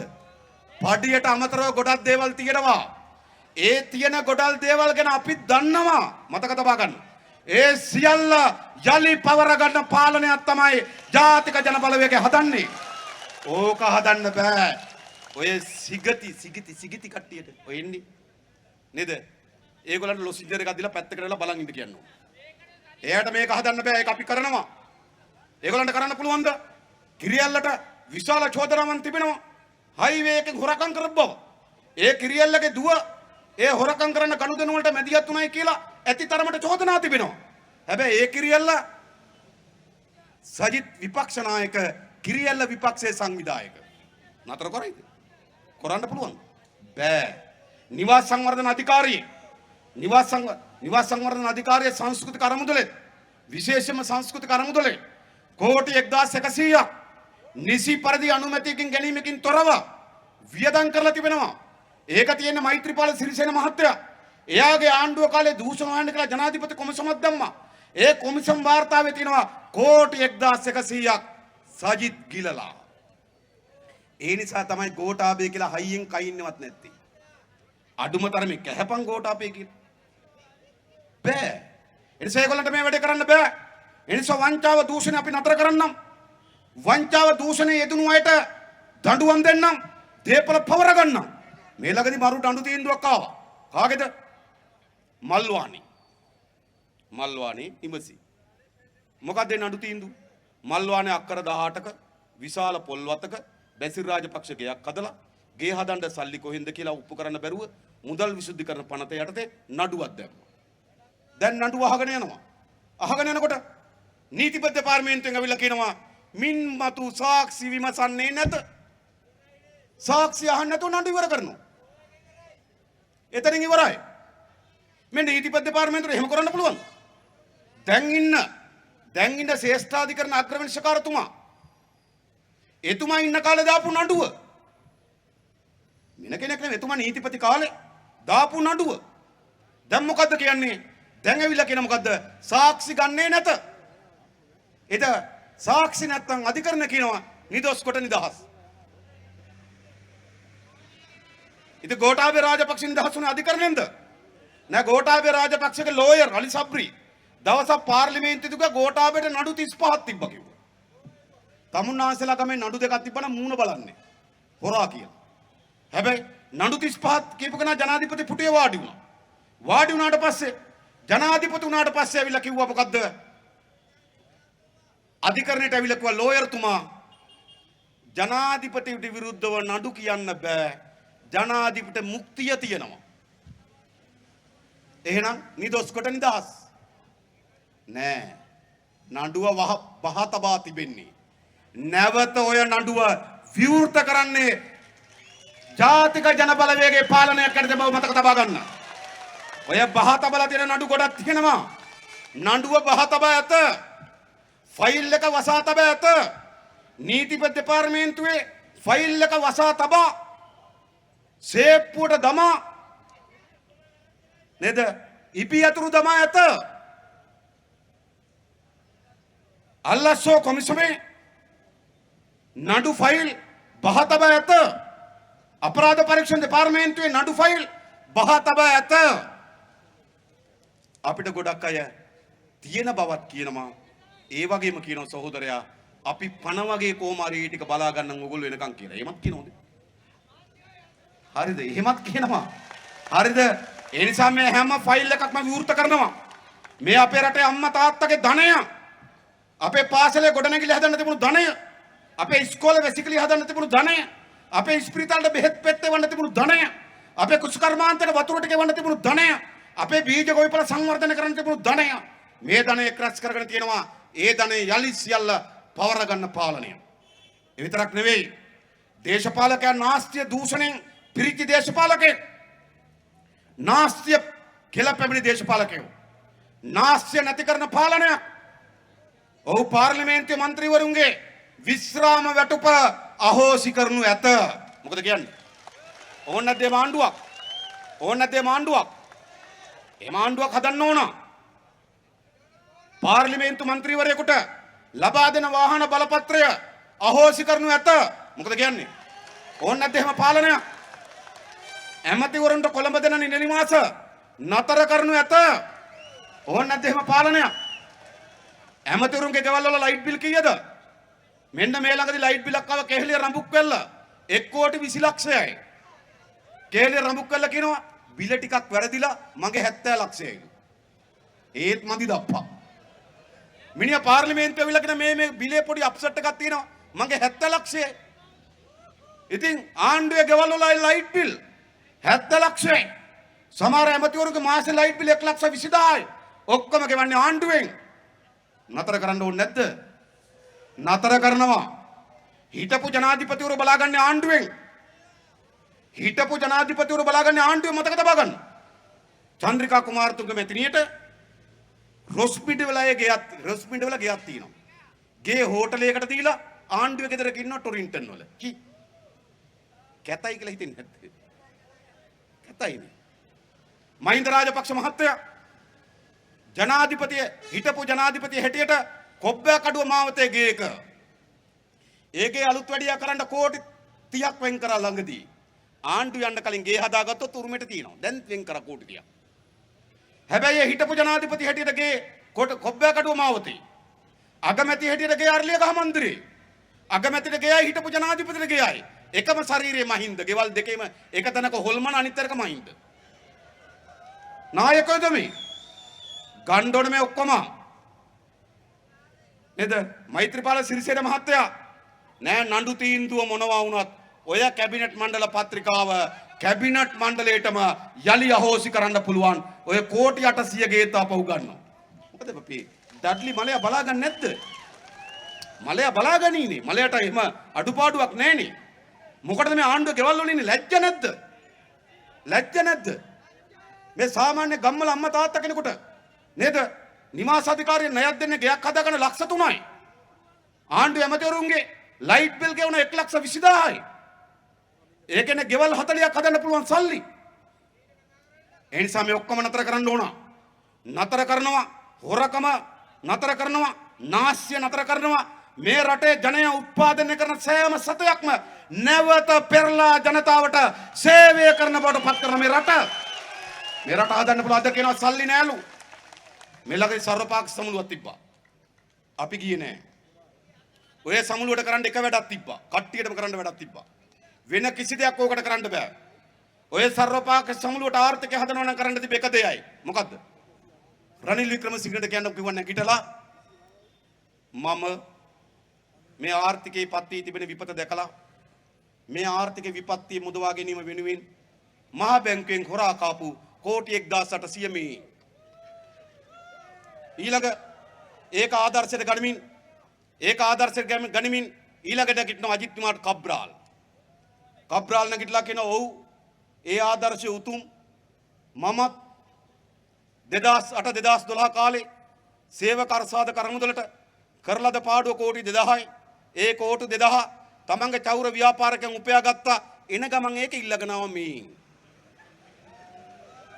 ඊළඟ කබ්‍රාල්ට කියන්න පුළුවන් ග්‍රීසියේ කඩා වැටෙන ග්‍රීසියේ බැඳුම් කරවල සල්ලි දාලා $52 මිලියන 52ක් මතක තියාගන්න. පොඩි ගාණක් නෙවෙයි. $52 මිලියන 52ක් රටට නැති කරා. ඒ වෙනුවෙන් සමාවයි දිනවා මම ඒක ගෙවන්නම් මේ. ඊළඟ කියන්න පුළුවන් ඇමරිකාවේ CIA කාර්යයක් හිරේ ගියා රුබේරු කියලා. ඒ CIA කාර්යය හිරේ ගියා අවුරුදු 12කට. පරීක්ෂණ කරන් යනකොට ඒ CIA කාර්යයට කබ්‍රාල් ඇමරිකන් ඩොලර් ලක්ෂ 65ක් දීලා. ඇමරිකන් ඩොලර් ලක්ෂ 65ක CIA කාර්යයට දීලා මහ බැංකුවේ. මෙන්න ඒක කියලා කබ්‍රාල් සල්ලි ටික තියෙනවා මේ සිවුදී. ඊළඟ ඒක දැකගෙන හිටන් බැසිල්ට අප්සෙට්. බැසිල් නැගිටිනවා. ඔව් මමත් මෙන්න මල්වානේ ගෙදර ඔප්පුව මෙන්න ඒකේ පොල්වත්තේ ඔප්පුව විකුල්ලා භාණ්ඩාගාරයට ගන්න. මෙන්න බ්‍රවුන් සිල් වල ඊටම මෙන්න ඒකේ ඔප්පුව ලිකුරුලා භාණ්ඩාගාරයට ගන්න. මෙන්න මම අරගෙන තියෙන දේපල ලොස් ඇන්ජලිස් වල ඒ වගේ ඔප්පු මෙන්න ඒව විකුල්ලා භාණ්ඩාගාරයට ගන්න. හොඳයිනේ. ඒ සල්ලි ටිකක් එනවා. එතන මල්ලි නැගිට්ටාම පොඩි අයියට අප්සෙට්. නැගිටින කවුද? ගෝඨාභය රාජපක්ෂ. ගෝඨාභය රාජපක්ෂ කියනවා ඒක තමයි මේ විදිහට තමයි රට ගොඩ ගන්න කැප වෙන්න ඕන. මම ලෑස්ති මගේ අම්මා තාත්තගේ සොහන හදන්න මිලියන 35ක් ආණ්ඩුවේ සල්ලි වියදම් කරා මෙන්න මේක. මගේ යාළු මිත්‍රයා වුණු නෞසාඩ්ඩ යාළු මිත්‍රයා වුණු සීනි මුදලාලිට බදු වෙනස් කරලා සීනි වලින් ලාභය ලබලා කෝටි 1,800ක් මහ භාණ්ඩාගාරයට අහිමි කරා ඒක මම එන ගමන් ඉල්ලගෙන ආවා මේ. ඊට පස්සේ මොකද්ද? ජනතාව මට එනකොට කිව්වා මං කෝල් එකක් අරන් කියනවා. ඔයා මිග්ජානා ගැන තිබ්බේ නෑ නේද? ඒකත් තියන්න කියනවා. හරි ඒකත් හොඳයි නේද? මිග්ජානා වලින් මිලියන 7ක් වටින ඩොලර් මිලියන 7ක් වටින මිග්ජානා ඩොලර් මිලියන 14ක් දීලා ගෙනාවේ 7ක පාඩුවක් වෙලා තියෙනවා මේන් ඒක. එතකොට නේද මහින්ද මහත්තයා බලාගෙන ඉන්න එතුම නැගිටිනවා. එතුම නැගිට්ටපුවම සභාව පැය දෙකක් විතර යනවා. මේ සිරිලිය ගිනුම නේද? මෙන්න යෝසිතගේක මෙන්න නේද මේ දෙහිවල ඉඩම් මෙන්න සුනාමිය ඔක්කොම දීගෙන යනවා. දීගෙන යනකොට පුරවැසියාගේ ඔළුව ඇඳ වියල වැදිලා නැගිටිනවා. බලනකොට හීනයක්. හරිද? බලනකොට හීනයක්. හැබැයි මතක තබා ගන්න. ඒගොල්ලොන්ගේ ඒවා ලිස්ට් ගත කරලා නැවත පවර ගන්න පාලනයක් තමයි ජාතික ජන බලවේගය ගොඩ නගන්න බව මතක තබා ගන්න. එහෙමයි මේ රට හදන්න ඕන. එනිසා අපි මේ වැඩේ කරමු. අපිට ලෑස්ති. මේ රට හදන්න පුළුවන් රටක්. මේ තරම් විපත්තියටපත් වෙන්න ඕන රටක් නෙවෙයි. මේ තරම් විනාශයටපත් වෙන්න ඕන රටක් නෙවෙයි. මේ තරම් දුක්ඛ දෝමනස්යන්ගෙන් ජීවත් වෙන්න ඕන ජනතාවක් ඉන්න ඕන රටක් නෙවෙයි. රට අත්හැරලා යන පොළඹවන ජනතාවක් ඉන්න රටක් නෙවෙයි. දරුවා කල්පනා කරන මේ රට අත්හැරලා යන්න කොහොමද කියලා. තරුණයා කල්පනා කරන මේ රට අත්හැරලා යන්න කොහොමද කියලා. එහෙම රටක් නෙවෙයි. මේ රට එකතු වෙලා අපි හැමදෙනාම ගොඩනගන රටක් අපිට හදන්න පුළුවන්. අන්න ඒ වැඩේ කරමු. ඒ වැඩේදී අපි හිතන විශාලම කාර්යභාරය තිබෙන්නේ අපේ රටේ ලක්ෂ සංඛ්‍යාත ගොවි ජනතාවට. අපේ රටේ ශ්‍රම බලකය 27ක් ගොවි ජනතාව. මේ රට අත්සද්දන බලකය 27ක් ගොවි ජනතාව. අපේ රටේ පවුල් වලින් ලක්ෂ 17ක් ගොවි ජනතාව. අපේ රටේ ඉඩම් වලින් 11ක් වගා ඉඩම්. අපේ රටේ අපනයන ආදායමෙන් 25ක් කුසි අපනයන ආදායම. අපේ රටේ කර්මාන්ත වලින් 25ක් කුසි කර්මාන්ත මත පදනම් වුණු කර්මාන්ත මෙවැනි වැදගත් ශේත්‍රයක්. ඒ වගේම විශාල ලක්ෂ සංඛ්‍යාත පවුල් ගම්මල ග්‍රාමීය ජනතාව දුප්පත් භාවයේ වියගසේ ගැට ගහලා 74 අවුරුද්දක් දක්කපු ජනතාව. අන්නේ ජනතාව තමයි මේ ආණ්ඩුව හැදුවේ. ඒ ජනතාව තමයි මේ ආණ්ඩුව හදලා කිරිබත් කෑවේ. ඒ ජනතාව තමයි මේ ආණ්ඩුව හදලා රතිඥපත්තු කරේ. ඇයි? තමන්ගේ ප්‍රශ්න විසඳයි. තමන්ගේ ගැටලු විසඳයි. තමන්ගේ දරුවන්ට අනාගතයක් හදයි කියලා බලාපොරොත්තු වෙමින්. හැබැයි ඒ කිසි අරමුණක් ඉටු කරලා දෙන්න බැරි වුණු පාලකයෝ දැන් එහෙනම් අපි එදා වෙන පක්ෂවලට අපේ රට විනාශ කරපු පක්ෂවලට කතර ගහන්න. අපේ රට විනාශ කරපු නායකයන් ගේන්න. අපේ රට විනාශ කරපු නායකයන් හදන්න. අපේ රට විනාශ කරපු ආණ්ඩු ගේන්න. කොච්චර වැඩ කරාද? කොච්චර මහන්සි වුණාද? කොච්චර ඡන්දෙ දුන්නාද? දැන් මොකද කරන්න? ඒ මහන්සිය වගේ 3-4 ගුණයක මහන්සියක් අපි වෙමු. මේ රට ගොඩ නගන්න පුළුවන් ආණ්ඩුවක් ගේන්න. මේ රටේ දුවදරුවන්ගේ අනාගතය සුරක්ෂිත කරන්න පුළුවන් ආණ්ඩුවක් ගේන්න. මේ රටේ කුෂ්කර්මාන්තය දිනු කරන ආණ්ඩුවක් ගේන්න.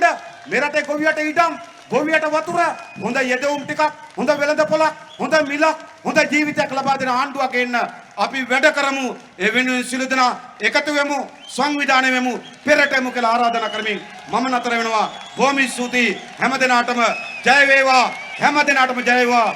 ගොවි සටනට ජය වේවා. සියලු දෙනාටම ජය වේවා. අපි සංවිධානය වෙමු, පෙළ ගැහෙමු, ඉස්සරහට යමු. ජය වේවා. ස්තුතියි.